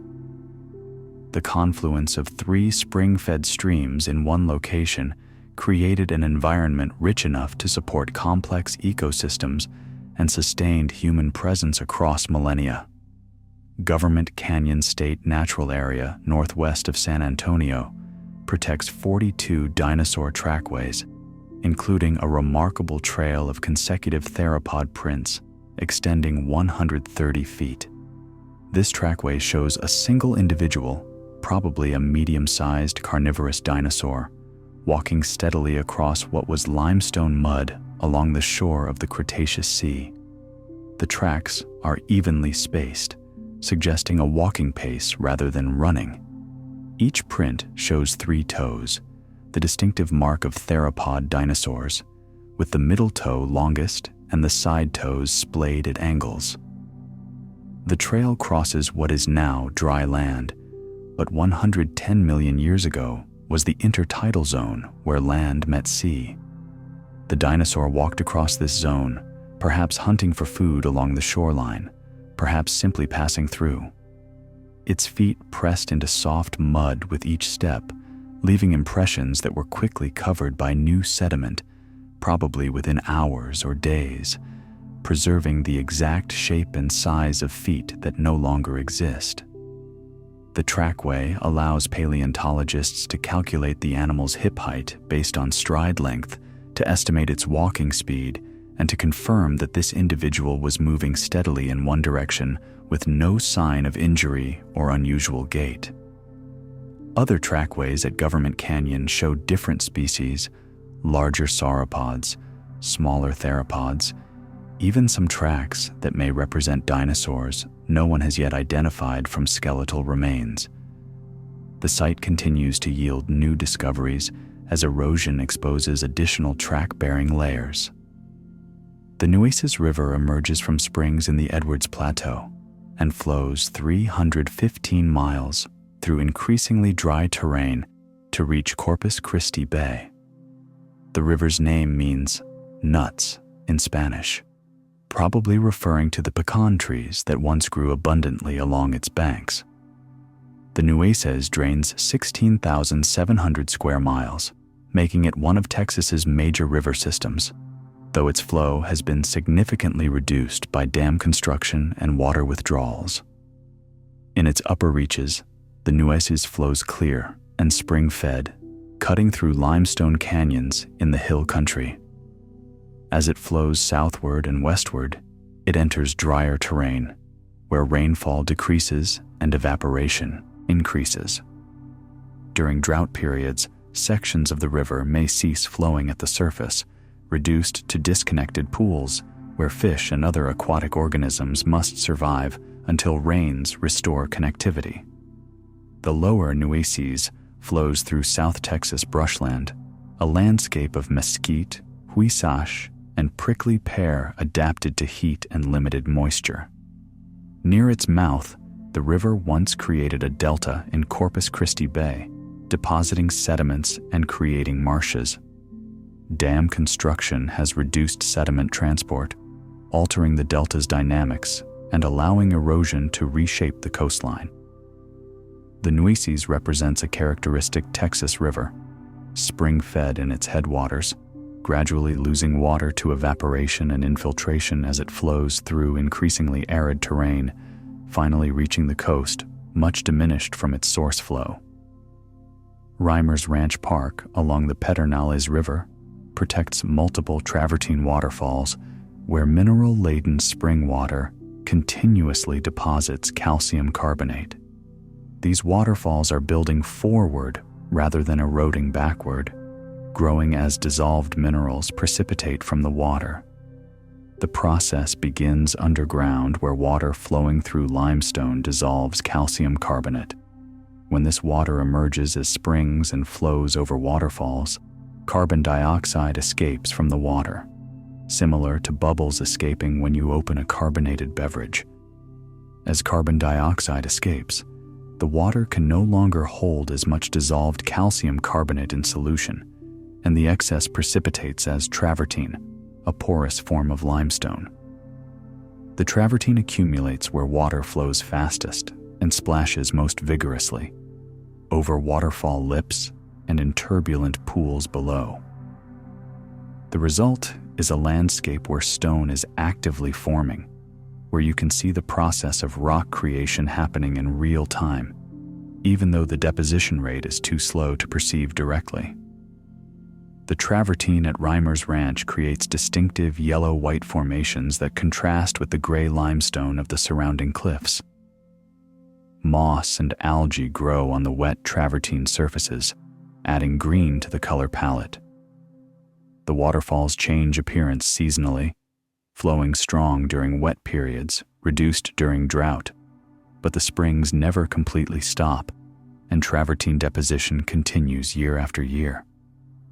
The Caprock Escarpment forms a 200-mile-long cliff that marks the eastern edge of the Llano Estacado, dropping 1,000 feet in some places to the rolling plains below. This escarpment isn't a fault scarp. It wasn't created by tectonic displacement, but rather an erosional feature.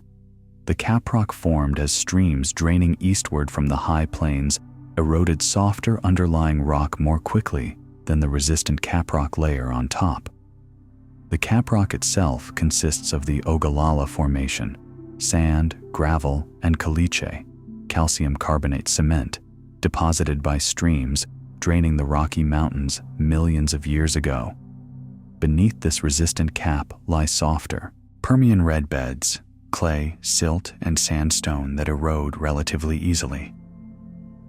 As erosion removed the soft underlying material, the caprock was undermined and collapsed, creating the steep cliff face that retreats westward over geological time. The escarpment creates a dramatic visual boundary between the flat high plains above and the rolling terrain below. It also creates ecological boundaries. Plant and animal communities differ significantly above and below the caprock, reflecting differences in elevation, soil type, and climate. Historically, the caprock escarpment presented a significant barrier to travel, its steep slopes and rough terrain making it difficult to move wagons or cattle between the high plains and the lowlands. A few natural breaks in the escarpment became important routes for travelers, their locations determined by where streams had cut valleys that interrupted the cliffline. San Solomon Springs near Balmorhea produces 15 to 28 million gallons of water daily from the San Solomon Aquifer, creating one of the largest spring systems in Texas.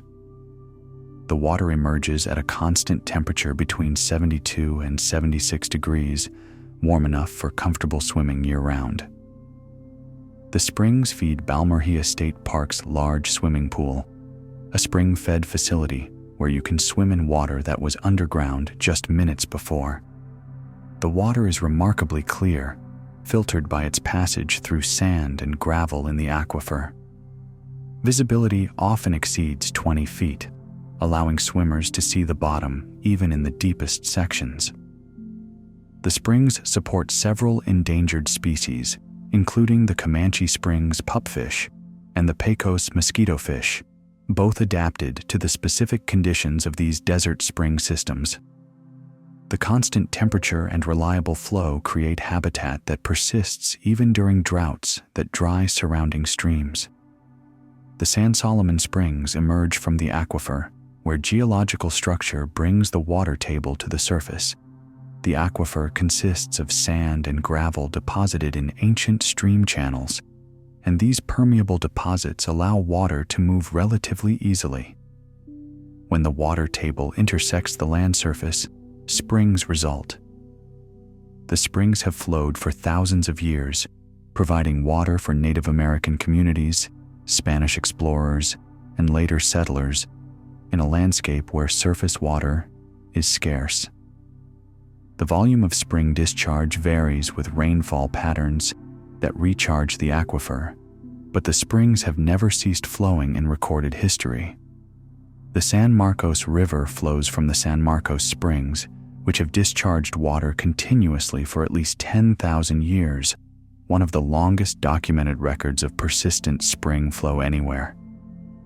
The springs emerge on the campus of Texas State University in San Marcos, bubbling up through multiple vents to create a river born fully formed. The water comes from the Edwards Aquifer, surfacing at a constant temperature of 72 degrees and flowing clear enough to see individual grains of gravel on the riverbed. The springs discharge approximately 160 million gallons daily during average conditions, though flow varies with aquifer levels. The river flows 240 miles from its source to San Antonio Bay, creating habitat for several endangered species found nowhere else on Earth. The San Marcos salamander, the fountain darter, and several plants occur only in the springs and upper river, adapted to the specific conditions of constant temperature, constant flow, and clear water that prevail here. The river has supported human communities since Paleo-Indian times, archaeological evidence suggesting continuous human presence near the springs for at least 11,000 years. This makes sense. In a region where many streams flow only seasonally, a spring that never fails would naturally become a focal point for settlement. The springs themselves emerge through fractures in the Balcones fault zone, where movement along the fault has fractured the limestone and created pathways for groundwater to reach the surface. Pedernales Falls drops water over multiple tiers of tilted limestone layers, creating a series of cascades rather than a single vertical fall. The falls expose the Hammett Shale Formation, sedimentary rock deposited approximately 300 million years ago during the Pennsylvanian period, when this region lay near the shore of an ancient sea. The shale layers are interbedded with limestone, creating alternating bands of different rock types that erode at different rates. The limestone, being more resistant, forms ledges and steps. The shale, being softer, erodes more quickly, creating recesses between the limestone layers. The result is a stair-step waterfall, where water descends in stages, pooling briefly on each limestone shelf before continuing downward. The layers themselves are tilted at an angle, reflecting tectonic forces that deformed the rock long after it was deposited. The Pedernales River has cut down through these tilted layers, creating a cross-section that reveals the geological structure. During low flow, the falls may reduce to a trickle, water seeping through the limestone layers rather than flowing over them. During flood conditions, the entire face of the falls becomes a chaos of white water, as the river's volume exceeds the capacity of the normal channels, spreading across the full width of the rock face. The falls area contains numerous potholes, circular depressions drilled into the limestone by stones, swirled in eddies during floods, each pothole marking a place where turbulent water once trapped a stone and spun it in circles, gradually abrading a hole in the bedrock. The Angelina River flows 175 miles through the piney woods before joining the Neches River, draining forests of longleaf pine and hardwood bottomlands, characteristic of East Texas. The river's name honors Angelina, a Hasinai woman who served as a guide and interpreter for Spanish missionaries in the late 1600s. The Angelina drains a landscape of gently rolling hills covered in pine and oak, its watershed receiving 45 to 50 inches of rainfall annually, more than twice what Central Texas receives. This abundance of rainfall creates a different hydrology than western rivers. The Angelina flows year-round, its waters dark with tannins leached from decaying organic matter in the surrounding forests. The river creates extensive bottomland forests where bald cypress and water tupelo grow in standing water, their roots adapted to saturated soil and periodic flooding. During spring floods, the river can spread across floodplains a mile or more wide, inundating forests that have evolved to accommodate this seasonal pulse of water. The flooding deposits sediment and nutrients, replenishing the soil of bottomland forests and creating habitat for fish that spawn in shallow, warm water. the Angelina's flow is relatively steady compared to the flashy behavior of limestone country rivers. The thick forest soil and organic matter act like a sponge, absorbing rainfall and releasing it gradually rather than shedding it quickly as runoff. The river eventually empties into Sam Rayburn Reservoir, Texas's largest reservoir by surface area, before joining the Neches. Caverns of Sonora features some of the most delicate and intricate cave formations in North America, including helictites, crystalline structures that grow in seemingly random directions, defying gravity. Most cave formations grow downward or upward, following gravity and water flow. But helictites twist and spiral in all directions, their growth controlled by crystal structure and capillary action rather than gravity. The cave also contains aragonite crystals, butterfly formations that resemble their namesake, and soda straws, hollow calcite tubes that hang from the ceiling like crystalline drinking straws. These formations grow extremely slowly, perhaps 1 cubic inch of calcite every 100 years. The delicacy of formations in caverns of Sonora suggests the cave has remained stable for a very long time. Groundwater seeps through the rock at just the right rate to deposit minerals without dissolving existing formations, and the cave hasn't experienced flooding or other disturbances that might break fragile structures. The cave extends through multiple levels of passages, some requiring crawling, others opening into rooms decorated with formations on every surface. The formations reflect the cave's chemistry, the type of minerals available in the groundwater, the rate of water seepage, the concentration of carbon dioxide in the cave atmosphere. Each formation type requires specific conditions to form, making caves like Sonora natural laboratories for studying mineral crystallization. The cave remains active in places, with water still seeping through, still depositing calcite molecule by molecule, continuing processes that began hundreds of thousands of years ago. The Blanco River emerges from springs near Blanco and flows through a limestone canyon carved over hundreds of thousands of years. The canyon exposes Cretaceous limestone, deposited when this area lay beneath a shallow, warm sea approximately 100 million years ago. The limestone contains fossils of creatures that lived in that ancient sea: ammonites, rudist bivalves, echinoids, and various microscopic organisms. Some of these fossils are visible in the canyon walls, weathering out of the rock as erosion gradually exposes them. The river itself flows clear during normal conditions, its water emerging from springs in the Edwards Trinity Aquifer. During floods, the Blanco becomes a powerful force, rising rapidly and carrying debris, trees, boulders, sediment, downstream with tremendous energy. The floods have shaped the canyon, carving pools and sculpting rock faces, creating the landscape we see today. The riverbed consists of limestone bedrock in some places, gravel bars in others.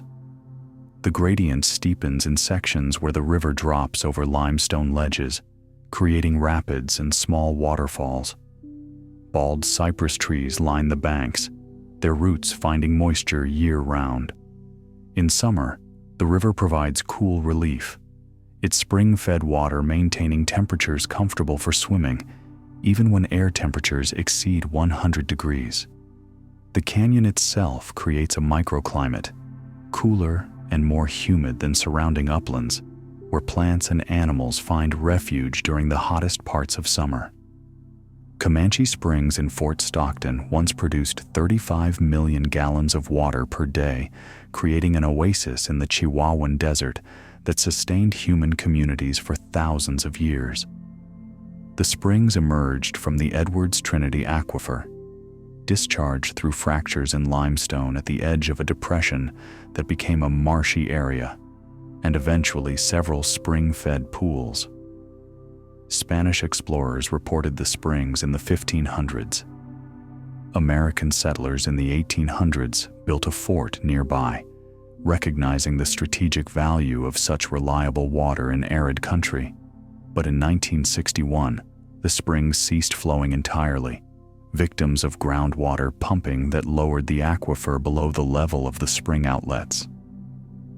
Wells drilled to supply irrigation, water had gradually drawn down the water table until it no longer intersected the surface at Comanche Springs. The springs that had flowed for thousands of years went dry in a matter of decades. Today, the spring sites remain visible, depressions in the landscape where water once emerged, but they're dry, monuments to water that no longer reaches the surface.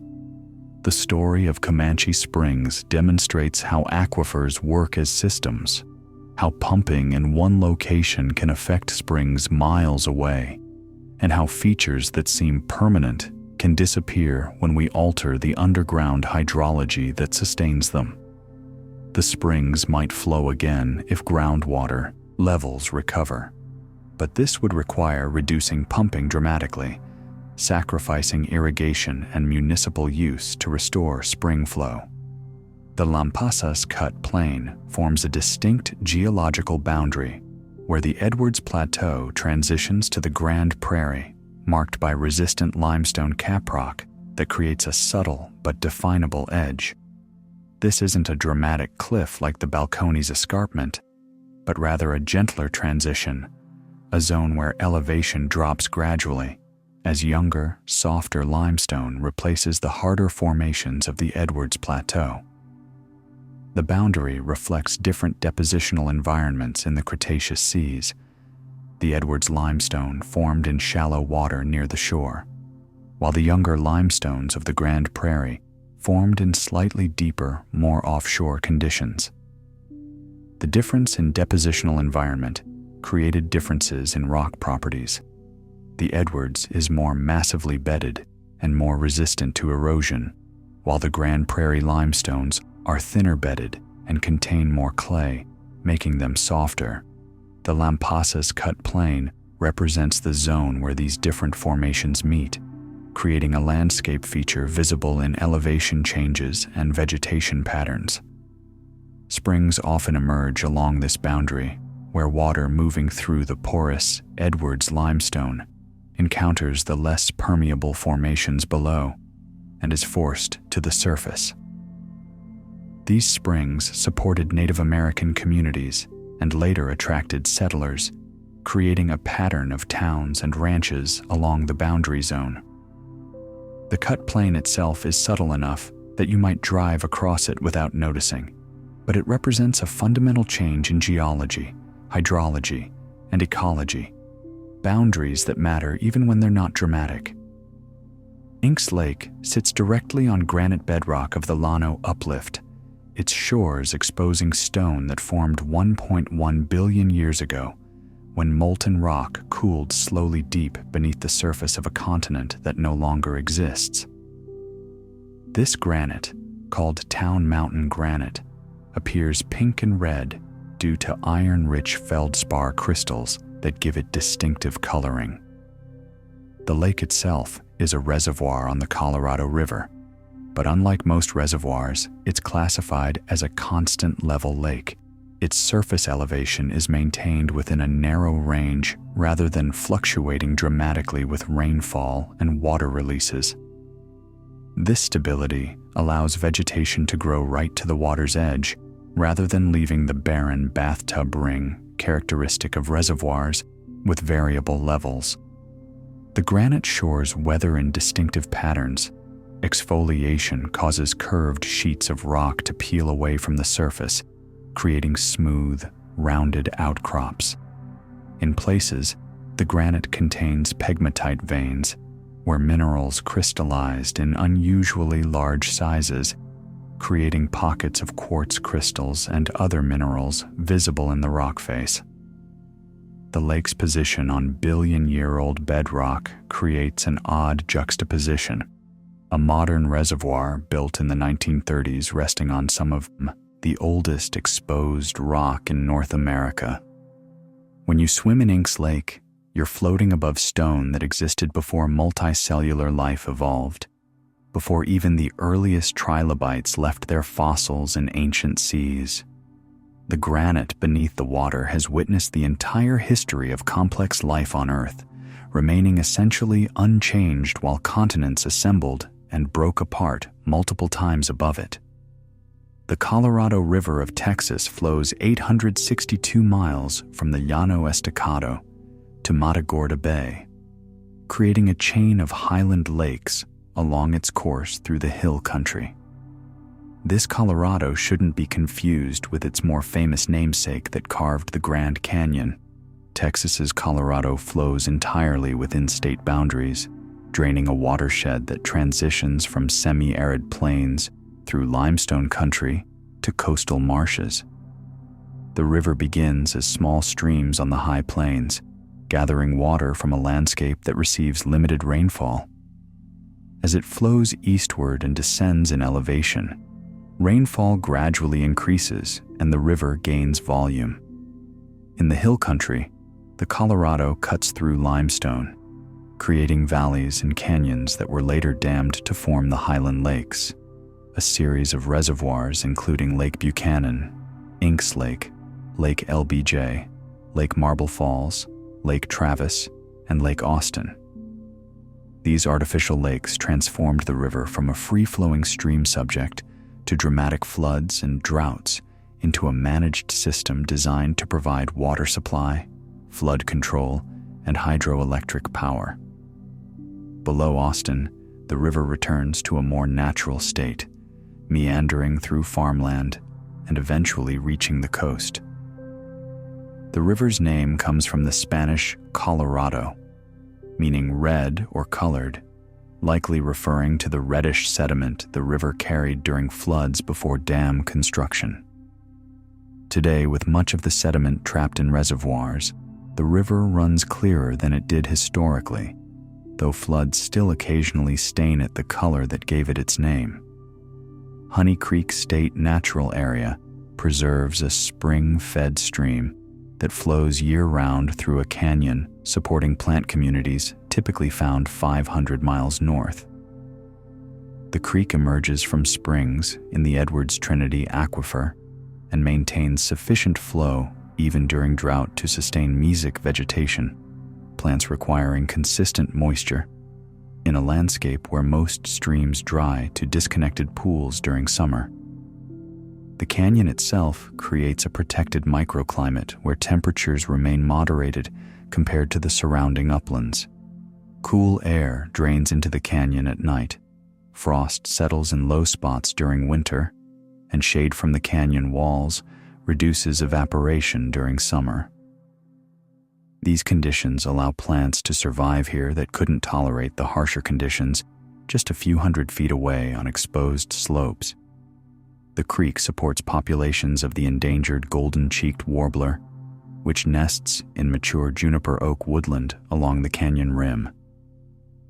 The warblers arrive each spring from their wintering grounds in Mexico and Central America, spending the breeding season in the protected habitat Honey Creek provides. The preserve also protects rare plants, spring-fed pools that harbor unique invertebrates, and limestone formations that record millions of years of geological history. The creek itself flows clear over limestone bedrock, its water emerging from underground with enough consistency to carve the canyon over hundreds of thousands of years. The canyon continues to deepen imperceptibly, the patient work of flowing water grinding away at stone molecule by molecule. The Wichita River drains the rolling plains before joining the Red River, cutting through Permian red beds that contain gypsum deposits and salt formations. The river flows through a landscape quite different from the limestone hill country. Here, the bedrock consists of mudstone, sandstone, and evaporate minerals deposited when shallow seas and arid coastal plains alternated across this region during the Permian period. The red coloring of the bedrock comes from iron oxide, giving the entire landscape a distinctive rust-colored appearance. The Wichita itself often runs red during floods, carrying sediment from the easily eroded red beds. During low flow, the water may become quite saline as it dissolves salt and gypsum from the bedrock and from groundwater discharge. The river's name comes from the Wichita people who historically inhabited the region. The Wichita Basin represents part of the Permian Basin, famous for oil and gas production, but also notable for its evaporate deposits, evidence of ancient seas that evaporated under desert conditions, leaving behind thick layers of salt and gypsum. These soft minerals weather quickly compared to surrounding sandstone, creating irregular topography where harder layers form ridges and softer layers erode into valleys. The river has little choice but to follow valleys carved through the softer rock, creating a drainage pattern controlled by geological structure laid down 250 million years ago. Emma Long Metropolitan Park along Lake Austin exposes limestone cliffs where rock shelters contain pictographs painted thousands of years ago. These cliffs formed as the Colorado River cut down through Cretaceous limestone, creating vertical faces that weathered into overhangs and protected alcoves. The rock shelters provided homes for prehistoric peoples, protection from weather in a landscape where natural shelter was valuable. The pictographs include geometric patterns, handprints, and various symbols whose meanings remain uncertain. The pigments used, primarily red ochre and black charcoal, have survived for millennia in the dry shelter of the overhangs, protected from rain and direct sunlight. The limestone cliffs themselves represent the Austin Chalk Formation, deposited during the late Cretaceous when this area lay beneath a deep sea.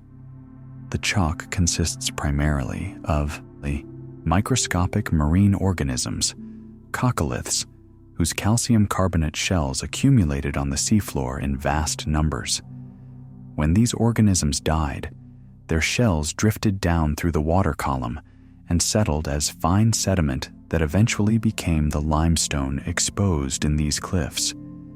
The rock also contains larger fossils, ammonites, oysters, and occasional shark teeth, evidence of creatures that lived in the ancient sea.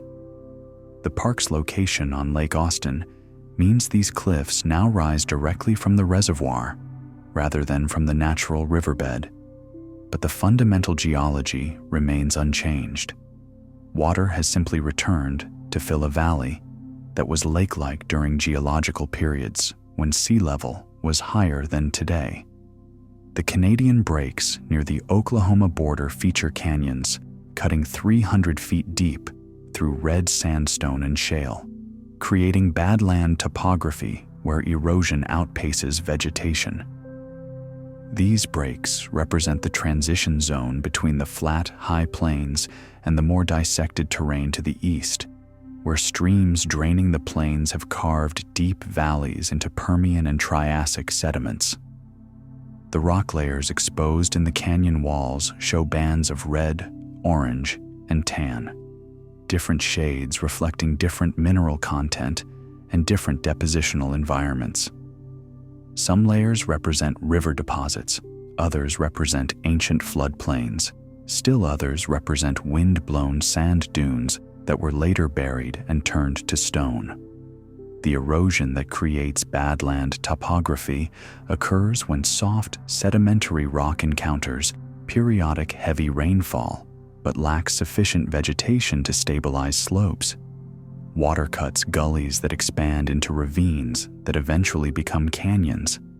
The network of erosion constantly expanding as water seeks the most efficient path downslope. The Canadian breaks show this process actively at work.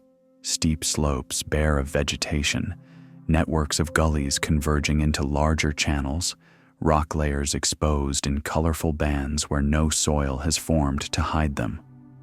The landscape has a raw, unfinished quality, as if geological forces are visible at work rather than hidden beneath a mantle of plants and soil. These breaks contain fossils from the Permian period, remains of early reptiles, amphibians, and plants that lived before dinosaurs evolved. gradually weathering out of the rock as erosion exposes layer after layer of ancient sediment. Comal Springs in New Braunfels is the largest spring in Texas by volume, discharging 280 million gallons daily from the Edwards Aquifer at a constant 72 degrees. The springs emerge through multiple vents across an area that's now largely contained within Landa Park, creating a river born fully formed from the ground. The volume of discharge makes Comal Springs one of the most productive springs in the United States, exceeded only by a handful of springs in Florida and elsewhere. The water emerges clear and cold, or rather, constantly cool, having traveled through miles of limestone passages in the Edwards Aquifer. The spring flow varies with aquifer levels, increasing during wet periods when recharge is abundant and decreasing somewhat during drought. But the springs have never ceased flowing in recorded history.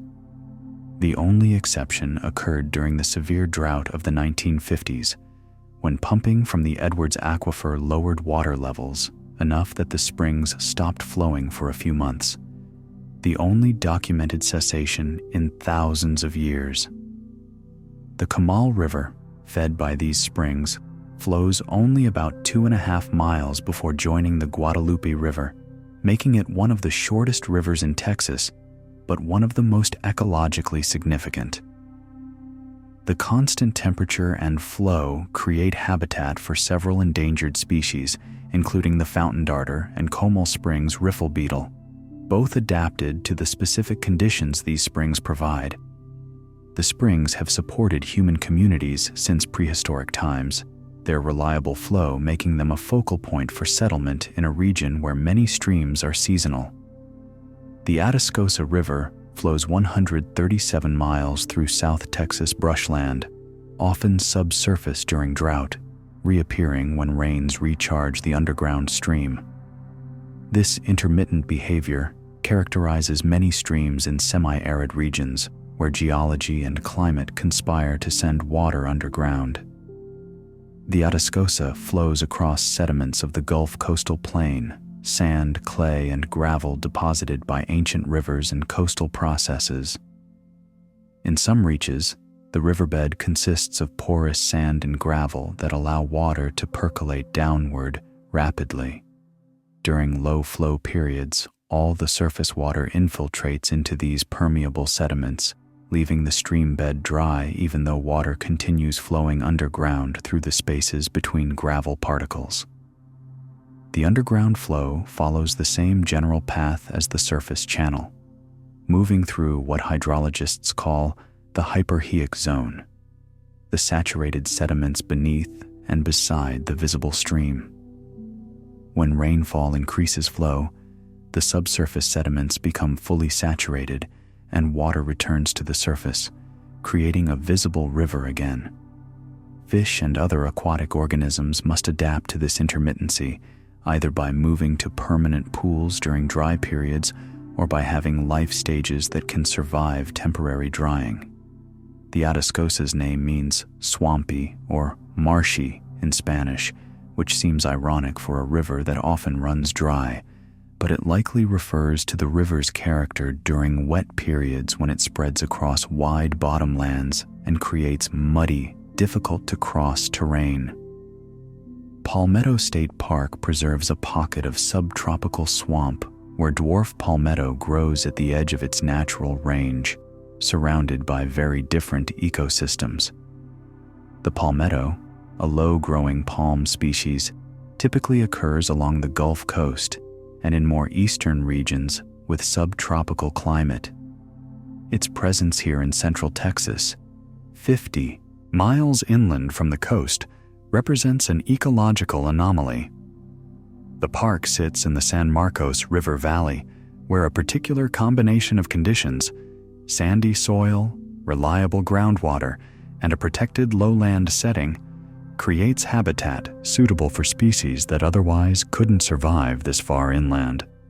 The palmetto grows in dense thickets in the bottomland, surrounded by bald cypress and mixed hardwood forest. Just a few hundred feet away, the landscape transitions to typical hill country vegetation, juniper, oak, and prickly pear, creating a sharp boundary between subtropical swamp and semi-arid upland. The park's unusual plant communities likely represent a relict ecosystem, persisting from a time when climate was warmer and wetter than today. As climate dried over the past several thousand years, most subtropical species retreated toward the coast, but populations survived in a few protected locations like Palmetto State Park, where local conditions remained suitable. The swamp itself is fed by springs and by the San Marcos River, which maintains water levels high enough to keep the bottomland saturated. Walking through the park means moving between dramatically different ecosystems within minutes, from subtropical swamp to arid upland, from palmetto and cypress to cactus and thorny shrubs. The clear fork of the Brazos River cuts through Permian red beds in West Texas, exposing layers of sandstone, mudstone, and limestone deposited 270 million years ago. These sediments accumulated in various environments: river channels, floodplains, shallow seas, and coastal lagoons, as conditions shifted across millions of years. The red coloring that dominates these formations comes from iron oxide that formed as iron-bearing minerals weathered in oxidizing conditions. The clear fork has incised its channel through these layers, creating a cross-section that reveals the region's geological history. In some places, the river has cut down 50 feet or more into bedrock, exposing bands of different colored rock that represent different depositional events. Tan sandstone marks ancient river channels. Red mudstone represents overbank deposits on floodplains. Gray limestone indicates brief marine incursions when sea level rose high enough to flood the coastal plain. The river itself flows intermittently, running strong after rains, but dwindling to disconnected pools during dry periods. The name, Clear Fork, distinguishes it from other tributaries of the Brazos. Though the water is rarely truly clear, it typically carries some sediment, especially during floods when it becomes murky red from eroded sediment. The river valley has exposed fossils from the Permian period, including early reptiles, amphibians, and plants that lived in the warm, often arid conditions that prevailed during that era. These fossils weather out of the red beds slowly, appearing in the riverbed and on eroded slopes where paleontologists search for bones and teeth that provide clues about life before dinosaurs. Lake Amistad sits on the confluence of the Rio Grande, Devil's River, and Pecos River, submerging canyons that once contained ancient rock art.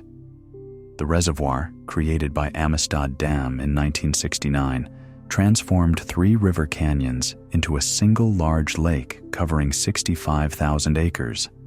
The rising water inundated rock shelters that had protected pictographs for thousands of years, drowning artwork that had survived in dry cliff faces since being painted.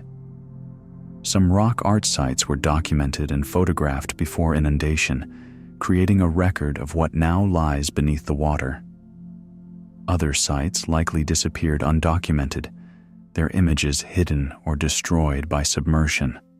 The rock art that remains visible along the modern shoreline shows the same styles, both painted and pecked images, shamanic figures, geometric patterns, and representations of animals that once covered the now submerged canyons. The lake's water level fluctuates significantly with drought and rainfall, sometimes dropping enough to expose rock art sites that are usually underwater, giving archaeologists occasional glimpses of what was lost. The confluence point where 3 rivers met was probably a significant place for prehistoric peoples, the junction of travel routes, a reliable water source in desert country, and a landscape rich in resources. The flooding of these canyons preserved them in a sense, protecting them from vandalism and natural weathering, but also removed them from sight and study. The lake now serves purposes of water supply, recreation, and international cooperation. Its name means friendship and references the joint US-Mexico project that created it. But it also represents the trade-offs involved when we alter landscapes for modern needs. The Medina River emerges from multiple springs in the hill country, flowing through cypress-lined banks before being impounded by Medina Lake. The springs discharge water from the Edwards Trinity Aquifer, creating a river that begins with substantial flow rather than gradually building from small tributaries. The river's name honors Pedro Medina, a Spanish engineer, though some sources suggest alternative etymologies. The Medina flows through limestone country in its upper reaches, creating a clear water stream with visible bedrock and spring-fed pools. The cypress trees that line the banks, bald cypress with their distinctive knees and feathery foliage, create a corridor of shade and habitat quite different from surrounding uplands. These trees require wet conditions, their roots tolerating and even thriving in saturated soil or standing water. The river's flow has been significantly altered by Medina Lake, a reservoir completed in 1913 that stores water for irrigation in the San Antonio area. Below the dam, the river's character changes. Flow becomes regulated by releases from the reservoir rather than following natural patterns of spring discharge and rainfall. During dry periods, releases may be minimal and the river can nearly dry up in some reaches. During wet periods, when the reservoir is full, controlled releases maintain flow downstream. The Medina eventually joins the San Antonio River, contributing its flow to a watershed that ultimately reaches San Antonio Bay. The river valley has supported human communities for thousands of years, the reliable spring water making it an attractive settlement location long before modern development altered its hydrology. Friedrich Wilderness Park in San Antonio protects 232 acres where 3 distinct geological formations meet, creating unusual biodiversity.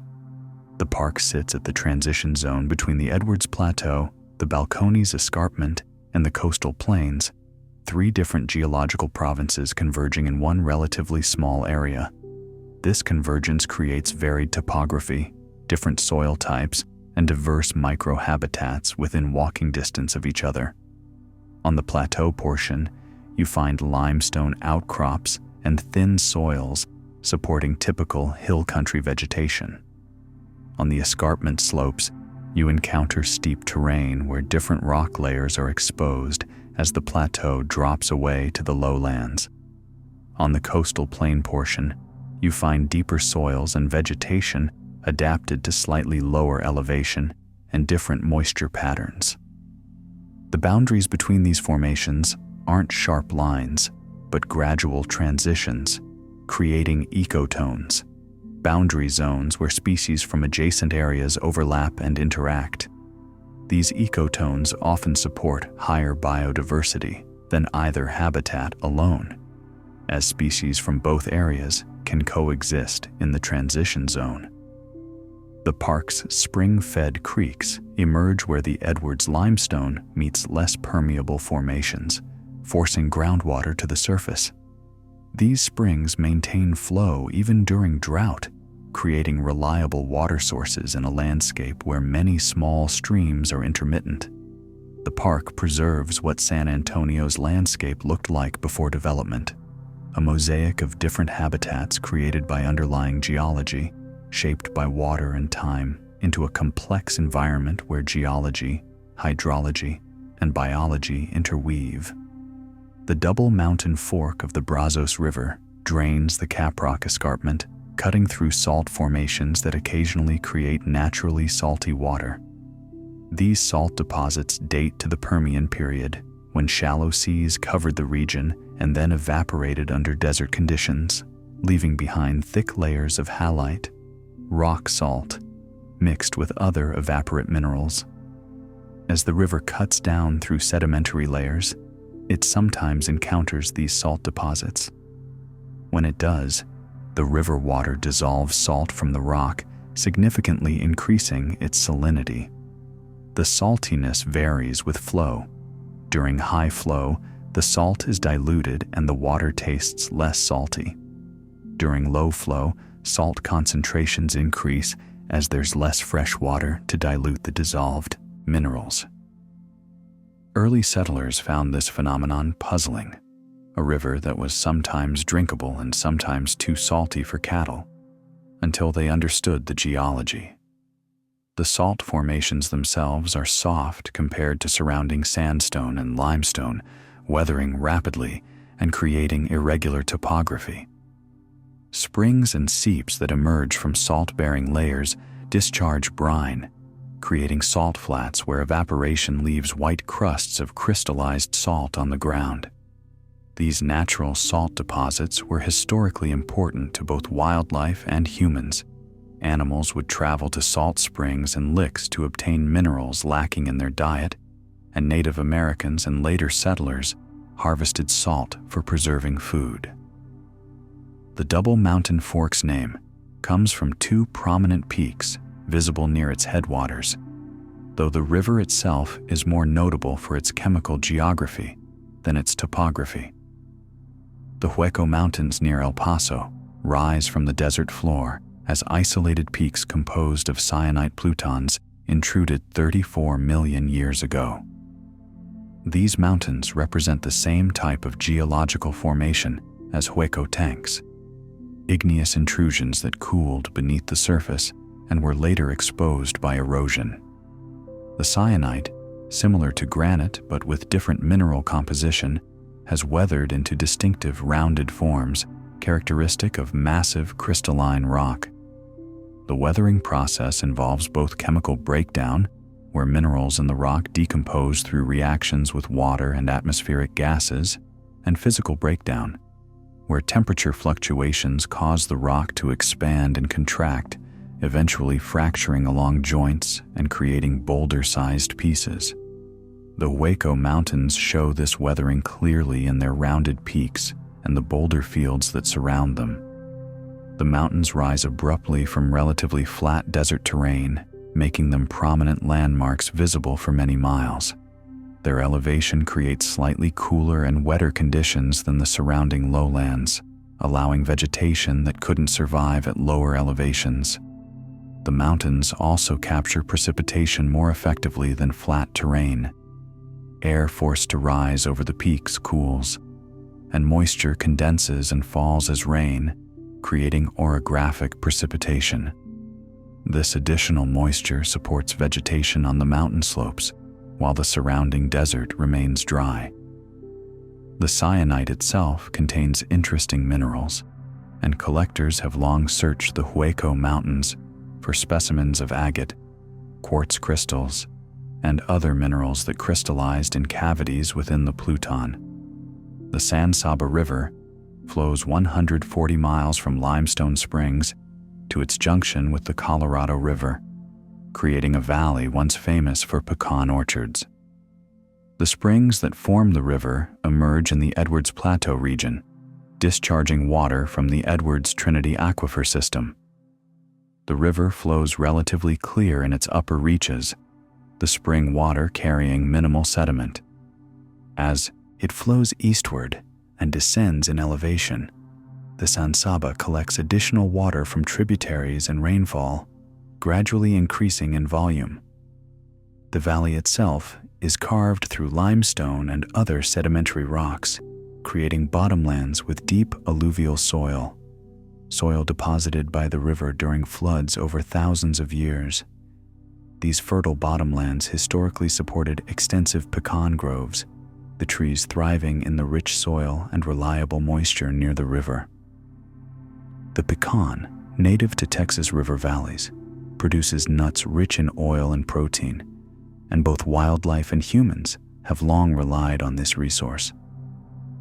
The San Saba Valley was inhabited continuously for thousands of years, archaeological evidence showing sustained human presence drawn by the river's reliable water and abundant food resources. Spanish explorers reached the San Saba in the 1700s, and Spanish missions were established in the valley, though they had troubled histories and eventually failed. Later, Anglo settlers recognized the valley's agricultural potential and established farms and ranches.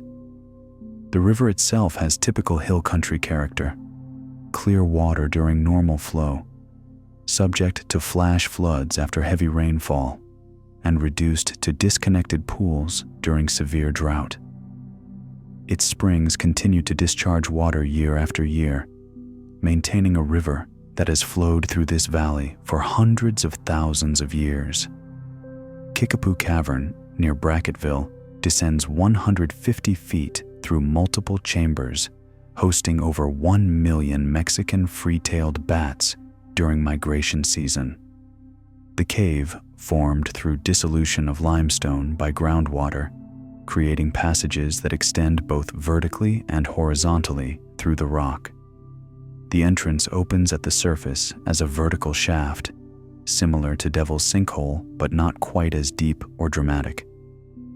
Descending into the cave requires technical climbing equipment to safely navigate the drops between levels. Once below the entrance series, the cave opens into larger chambers where bats roost during the day, clinging to the ceiling in dense clusters. The bat population varies seasonally. Peak numbers occur during summer, when females gather in maternity colonies to give birth and raise their young. Each evening during this period, bats emerge from the cave entrance in a spiral column, spreading across the landscape to hunt insects through the night. A single bat can consume its body weight in insects nightly, making these colonies important for insect control across thousands of square miles. The bats return to the cave before dawn, descending back into darkness to roost during daylight hours. The cave atmosphere is warm and humid from the bats' respiration and body heat, creating conditions quite different from uninhabited caves. The floor is covered with guano, bat droppings that accumulate over time and support their own ecosystem of invertebrates that feed on the guano and on organisms living in it. The cave is fragile and closed to general visitation to protect both the bats and the cave environment. The Bosque River drained 1,656 square miles of central Texas before joining the Brazos River amid limestone bluffs near Waco. The river's name means forest in Spanish, likely referring to the trees that line its banks: pecan, elm, oak, and other hardwoods that create a corridor of woodland through otherwise open country. The Bosque flows through a landscape transitioning from the limestone uplands of the hill country to the Blackland prairie farther east. In its upper reaches, the river cuts through Cretaceous limestone, creating valleys with exposed rock walls. As it flows downstream, it enters younger geological formations, the chalk and clay of the Blackland Prairie, where the river channel cuts through softer sediments and creates a wider, less confined valley. The river joins the Brazos at a point where limestone bluffs rise above the confluence, creating a landscape feature that attracted both prehistoric peoples and later settlers. Archaeological sites along the Bosque document thousands of years of human occupation, people drawn to the river's reliable water and the resources of its valley. The river itself has been modified by dam construction and water withdrawals, altering its natural flow regime, but it continues to provide water, habitat, and recreation for communities along its course. Greer Island in the Rio Grande occasionally changes nationality as the river shifts course during floods, moving the international boundary. The island sits in the river between El Paso and Ciudad Juarez, a small piece of land whose ownership depends on which side of the river it ends up on as channels migrate. International law generally holds that boundaries follow the deepest channel of a river, the thalweg, which means the boundary moves when the river moves. The Rio Grande, flowing through easily eroded sediments and subject to flooding, naturally shifts its course over time. During a major flood, the river may cut through the neck of a meander, abandoning its old channel and creating a new path. If this happens near Greer Island, the island might find itself on the opposite side of the thalweg, effectively changing countries without moving. This situation has caused diplomatic complications over the years, with both the United States and Mexico claiming various parcels of land depending on the river's current position. Eventually, treaties were signed to stabilize the boundary using fixed markers rather than the constantly shifting river. But Greer Island represents a reminder that rivers don't respect human boundaries, that water finds its own path regardless of international agreements, and that the landscape continues to change, whether we want it to or not. The Sabinal River flows from springs in the Edwards Plateau, creating Lost Valley, where the river disappears underground during dry seasons and resurfaces miles downstream. This losing and gaining behavior is characteristic of karst topography, where limestone dissolution has created underground drainage networks. During periods of normal or high flow, the Sabinal flows continuously at the surface, a clear spring-fed stream typical of hill country rivers. But as flow decreases during drought, the river begins to sink underground in certain reaches, where the limestone is particularly fractured and permeable. Water percolates downward through cracks and solution cavities, flowing through passages underground while the surface channel goes dry. The river hasn't stopped flowing. It's simply shifted to a subterranean course. Miles downstream, where geological conditions force the groundwater back to the surface, the river reappears from springs and continues its surface journey. The exact locations where the river sinks and rises can shift slightly from year to year, depending on which underground passages are open and how much sediment has accumulated to block or redirect subsurface flow. For fish and other aquatic life, these losing reaches represent significant habitat challenges.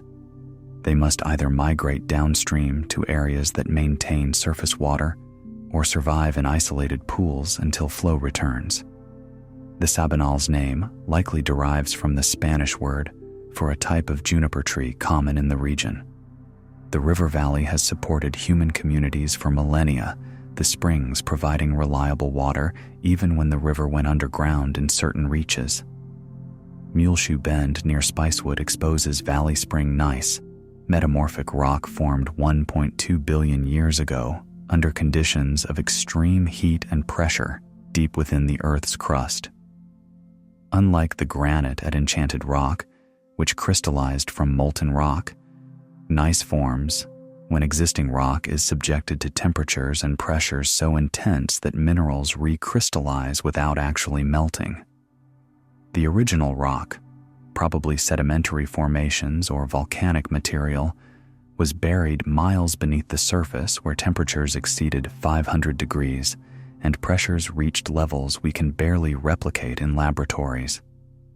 Under these conditions, minerals reorganized themselves, segregating into light and dark bands that give gneiss its characteristic striped appearance. The Valley Spring gneiss contains bands of quartz, feldspar, and mica, creating patterns that flow through the rock like frozen currents. The rock at Muleshoe Bend has been exposed by erosion that stripped away younger formations, revealing stone that formed when Earth looked nothing like it does today. No plants on land, no animals with backbones, nothing but single-celled organisms in the oceans. This gneiss was already ancient when the first trilobites appeared in Cambrian seas. It was old when dinosaurs walked above it, and it will remain, weathering slowly into sand and soil, long after human civilization has passed into geological memory. The bend itself takes its name from its shape, the Colorado River curving around an outcrop of this ancient metamorphic rock. The little river flows 75 miles through central Texas Blackland Prairie before joining the Brazos River, draining some of the state's most fertile agricultural land.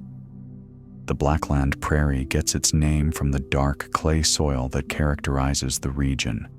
Deep, heavy clay formed from the weathering of Austin Chalk and Eagle Ford Shale.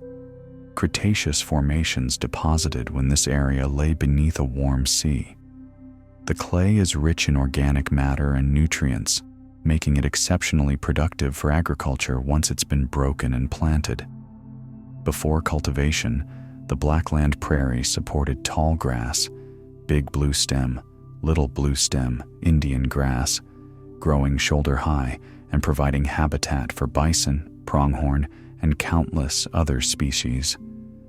Almost all of the original prairie has been converted to farmland, the deep clay soil too valuable to leave in its natural state. The Little River itself flows through this transformed landscape, collecting runoff from cotton fields, grain sorghum, and pasture.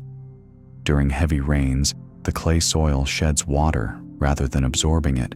The tight clay particles leave little space for infiltration, causing the river to rise quickly and run muddy with suspended clay particles. The water takes on a chocolate color during floods, quite different from the clear water of limestone country rivers. The river's name is somewhat misleading. It's not particularly little, just smaller than the Brazos into which it flows. Wild Basin Wilderness. Preserve in Austin contains waterfalls, caves, and springs fed by the Edwards Aquifer, all within sight of urban development. The preserve protects 782 acres of hill country landscape that would otherwise have been consumed by the city's expansion. Here, despite being surrounded by neighborhoods and highways, the natural hydrology continues largely unmodified. Springs emerge from limestone, where fractures allow groundwater to reach the surface. Small waterfalls cascade over limestone ledges during wet periods. Caves open in cliff faces, their passages extending into darkness beneath the preserve and likely beyond its boundaries. The juxtaposition of wilderness and city creates an odd sensation. You can hike through juniper oak woodland, listening to canyon wrens and watching for golden-cheeked warblers, while buildings are visible on the ridges above. The preserve demonstrates what all of Austin once looked like before development. Limestone uplands dissected by spring-fed streams, caves forming wherever water found paths through the rock, and vegetation adapted to thin soil and periodic drought. The Edwards Aquifer beneath the preserve continues to flow, moving water through passages carved over hundreds of thousands of years, indifferent to the city that has grown above it. The springs still emerge, though their flow reflects aquifer levels that are influenced by pumping miles away. Wild Basin exists as an island of natural process in an urbanized landscape, a reminder that the geological forces shaping the land operate on timescales that make human presence seem momentary. The Washita River headwaters in the Texas Panhandle drain through gypsum beds, creating naturally white-colored water during certain flow conditions. The gypsum, calcium sulfate, occurs in Permian formations where ancient seas evaporated, leaving behind mineral deposits. As the river flows across or through these gypsum beds, it dissolves small amounts of the mineral, giving the water a milky appearance. The white color becomes most pronounced during low flow, when there's less water to dilute the dissolved gypsum. During high flow, the color diminishes, though the water still carries dissolved minerals. Early travelers encountering the Washita during its white phase sometimes thought the water was contaminated or unsuitable for drinking. not understanding that the color came from natural geological processes. The gypsum itself is relatively soft compared to surrounding rocks, eroding quickly and creating irregular terrain. The Washita flows through a landscape of rolling plains and badlands before eventually joining the Red River in Oklahoma. Its drainage basin in Texas represents the northeastern corner of the Panhandle, a region that transitions from the high plains to more dissected terrain to the east. The San Antonio River rises from springs in San Antonio and flows 240 miles to San Antonio Bay, historically supporting missions along its banks. The springs emerge in what is now downtown San Antonio, creating a river born at the intersection of the Balcones Fault Zone and the Edwards Aquifer. Spanish explorers arrived at these springs in the early 1700s and recognized their value immediately: reliable water in a region where many streams were seasonal. The Spanish established a presidio and later a chain of missions along the river, using its water for irrigation, drinking, and powering mills. The San Antonio missions, including the Alamo, owe their locations to the river's presence and its capacity to support agriculture through irrigation. The river itself has been extensively modified over the centuries. Its channel through San Antonio was straightened and deepened for flood control. The famous River Walk occupies a restored section of the river, though it looks quite different from the natural stream that once flowed here.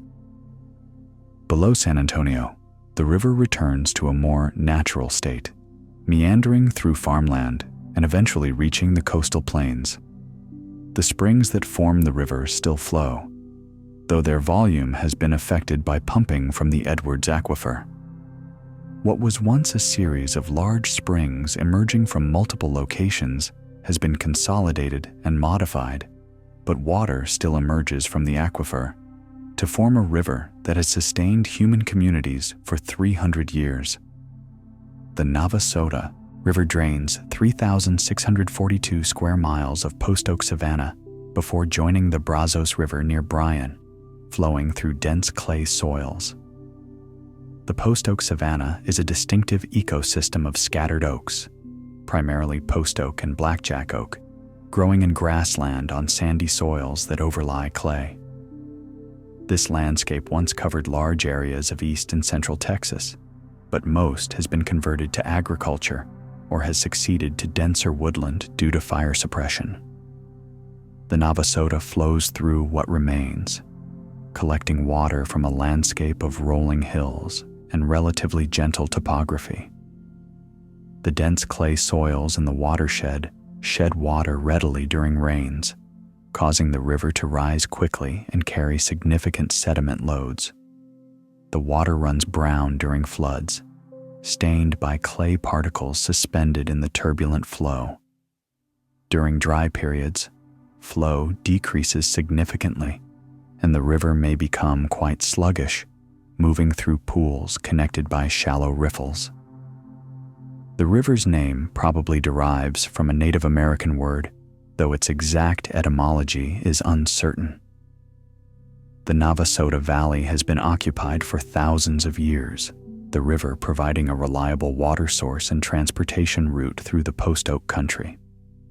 Abilene State Park sits on limestone of the Edwards Plateau's eastern edge, where springs emerge along the contact between porous and impermeable rock layers. This geological boundary, where water-bearing limestone meets denser formations that won't transmit water, creates conditions favorable for spring formation. Groundwater flowing through the porous limestone encounters the impermeable layer and is forced to the surface, creating springs that flow year-round. The park's springs feed pools that were developed for swimming in the 1930s by the Civilian Conservation Corps, who built stone structures that still stand today. The limestone exposed in the park dates to the Cretaceous period, deposited as sediments in a shallow sea. The rock contains fossils, shells, corals, and other marine organisms, embedded in stone that was once seafloor mud. The park preserves a small area of relatively undisturbed habitat at a significant ecological boundary, the eastern edge of the Edwards Plateau, where limestone uplands transition to lower elevations and different vegetation. The springs themselves represent a direct connection to the aquifer below, windows into the underground hydrology that sustains much of central Texas. Water that fell as rain miles away, percolated through limestone, traveled through passages in darkness, now emerges into light at these springs, completing a cycle that has repeated for thousands of years. The Lavaca River flows 115 miles from Gonzales County to Lavaca Bay, draining coastal prairie that once supported vast tall grass ecosystems. The coastal prairie historically extended along the Texas coast in a band varying from 30 to 60 miles wide, characterized by deep clay and sandy soils supporting grasses that grew tall enough to brush the belly of a horse, big bluestem, Indian grass, and switchgrass dominated, creating a sea of grass that waved with every breeze. Most of this prairie has been converted to agriculture or pasture, the rich soil too valuable to leave in native vegetation. The Lavaca flows through this transformed landscape, its watershed now a patchwork of rice fields, pasture, and remaining fragments of native prairie. The river itself carries sediment from the coastal plain, its water often murky with suspended particles. Near its mouth, the Lavaca creates a small estuary where fresh water mixes with salt water from Lavaca Bay, creating brackish conditions that support their own distinct ecosystems. The river's name means the cow in Spanish, though the origin of this name is unclear. The Lavaca has been important for transportation and agriculture since European settlement, and its valley contains some of the most productive farmland in Texas. Huecotenc State Park contains more than 200 caves and rock shelters formed by weathering of syenite boulders into grottos and chambers. The weathering process that created these features operates slowly but relentlessly. Water seeps into cracks in the rock, minerals dissolve, temperature changes cause expansion and contraction, and gradually, the massive syenite intrusion breaks down into boulder-sized pieces. The spaces between and beneath these boulders become caves and shelters, protected from direct sun and rain. Many of these shelters contain pictographs painted by people who used them over thousands of years, the same shelters that provided protection from weather for prehistoric peoples continue to protect the artwork they left behind. The caves and grottos also collect rainwater in their recesses, creating the huecos that give the park its name. Some of these natural cisterns are large enough to hold hundreds of gallons, providing critical water storage in the desert. The rock formations at Huecotencs create a landscape of stacked boulders, narrow passages, and hidden chambers that feels more like a stone maze than a typical mountain. Climbers prize Huecotencs for its distinctive rock formations and the challenging routes they offer. But beneath the recreation lies deeper significance. This landscape of weathered stone and water-holding depressions sustained human communities in an unforgiving desert for thousands of years, making it both a geological marvel and a cultural treasure. The Mission River flows through South Texas coastal plains where ancient river terraces mark higher sea levels from thousands of years ago. These terraces appear as subtle steps in the landscape, relatively flat surfaces separated by low scarps that represent old shorelines or river floodplains. Each terrace formed during a period when sea level was higher than today, allowing the river to deposit sediments across a broader area. As sea level dropped during glacial periods when water was locked in ice sheets, the river cut downward, abandoning the higher terraces and creating new floodplains at lower elevations. The result is a landscape with multiple levels, each representing a different episode in the river's history. The terraces aren't dramatic. They might appear as gentle changes in slope or vegetation, but they record thousands of years of sea level fluctuation and river response to changing base level. The Mission River itself flows slowly through this flat coastal terrain, creating oxbow lakes and meandering channels as it works its way to Mission Bay. The river's watershed includes some of the last remaining coastal prairie in Texas, though much has been converted to agriculture. The name likely refers to Spanish missions that existed in the region during colonial times, though none remain standing today. Natural Bridge Wildlife Ranch near San Antonio takes its name from a natural limestone bridge spanning a canyon carved by groundwater dissolution.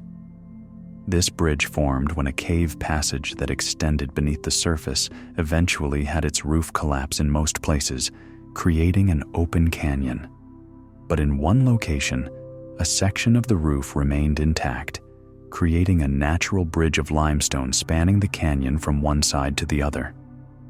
The bridge is thick enough to walk across. Indeed, the ranch uses it as part of its road system. But underneath lies an open space where the canyon passes through. The canyon itself formed through typical karst processes.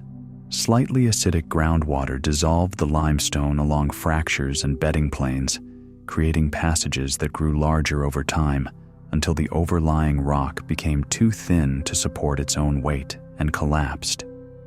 The natural bridge represents a snapshot in this process, a piece of the original cave roof that hasn't yet collapsed, but will eventually, on geological timescales, measured in thousands or tens of thousands of years. Similar natural bridges occur elsewhere in limestone country, wherever cave passages collapse partially rather than completely. They're temporary features in the long history of karst landscape evolution, existing for a geologically brief period between cave formation and complete collapse.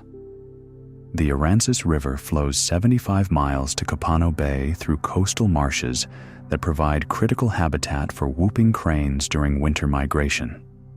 These marshes, expanses of cordgrass and other salt-tolerant plants growing in shallow water where fresh water from the river meets salt water from the bay, create one of the most productive ecosystems on Earth. The mixing of fresh and salt water, combined with abundant sunlight and nutrients, supports dense populations of small fish, crabs, and other organisms that form the base of the food web. Whooping cranes, among North America's rarest birds, winter in these marshes, feeding on blue crabs and other prey in the shallow waters. The cranes arrive each fall from their breeding grounds in Canada, spending the winter in the protected bays and marshes of the Texas coast before returning north in spring. The Aransas River and its associated marshes represent one of the few places where these endangered birds can find suitable habitat. The river itself is relatively small, but its contribution of fresh water to the estuary maintains the salinity balance that salt marsh ecosystems require. Too much salt water and the marshes become marine habitat unsuitable for many species. Too much fresh water, and the brackish conditions that characterize estuaries disappear. The river helps maintain the balance, delivering fresh water that mixes with tides to create the gradient of salinity that allows such remarkable biodiversity to exist in the transition zone between land and sea. Meridian State Park protects a 72-acre lake fed by springs emerging from Cretaceous limestone, surrounded by juniper oak woodland. The springs that feed the lake discharge water from fractures in the limestone, creating a reservoir with constant inflow that maintains water levels even during drought. The lake itself was constructed in the 1930s by the Civilian Conservation Corps, who built a dam across a spring-fed creek to create a swimming and recreation area. The surrounding woodland represents the vegetative community typical of the limestone uplands in this part of Texas. Ash juniper and various oak species growing in thin soil over bedrock, with grasses in the understory. The juniper, often called cedar locally, releases a distinctive aromatic scent, especially after rain. The oaks include several species adapted to different moisture conditions: post oak on drier sites, live oak in protected draws. The park sits at the transition zone between the Edwards Plateau and the Lampasas Cut Plain, creating varied topography and habitat within a relatively small area. The springs that feed the lake connect to the underground hydrology of the region, representing emergence points where water that has traveled through limestone passages returns to the surface. The lake's spring-fed nature keeps its water relatively clear and maintains consistent levels, creating reliable aquatic habitat in a landscape where many smaller streams are seasonal. The Guadalupe Delta historically shifted position along the Texas coast as currents and storms moved sediment, reshaping the shoreline over centuries. River deltas are inherently dynamic. The river deposits sediment as it enters the ocean, and current velocity decreases, building land outward. But simultaneously, waves and currents rework this sediment, moving it along the coast or carrying it offshore. The Guadalupe's delta represented a balance between these processes, growing during periods when the river delivered more sediment than coastal processes could remove, and shrinking during periods when storms and currents dominated. The exact position of the river mouth shifted over time, sometimes flowing directly into the Gulf, other times being deflected by sandbars and flowing parallel to the coast for miles before finding an outlet. These shifts created a complex of abandoned channels, distributaries, and wetlands that characterized the delta landscape. Today, the Guadalupe's delta has been significantly altered by human modifications. Dams upstream trap sediment that once reached the coast, and engineering structures attempt to stabilize the river mouth in one location. The natural dynamism of the delta has been constrained, though storms still occasionally breach barriers and reshape the coastline. Longhorn Cavern contains the Queen's Watchtower, a column of flowstone that rises 30 feet from floor to ceiling, deposited molecule by molecule over millennia. This formation grew as water seeping through the cave roof dripped onto the floor below, each drop leaving behind a microscopic amount of dissolved calcium carbonate. Over thousands of years, these minute deposits accumulated, building both a stalactite hanging from the ceiling and a stalagmite growing from the floor.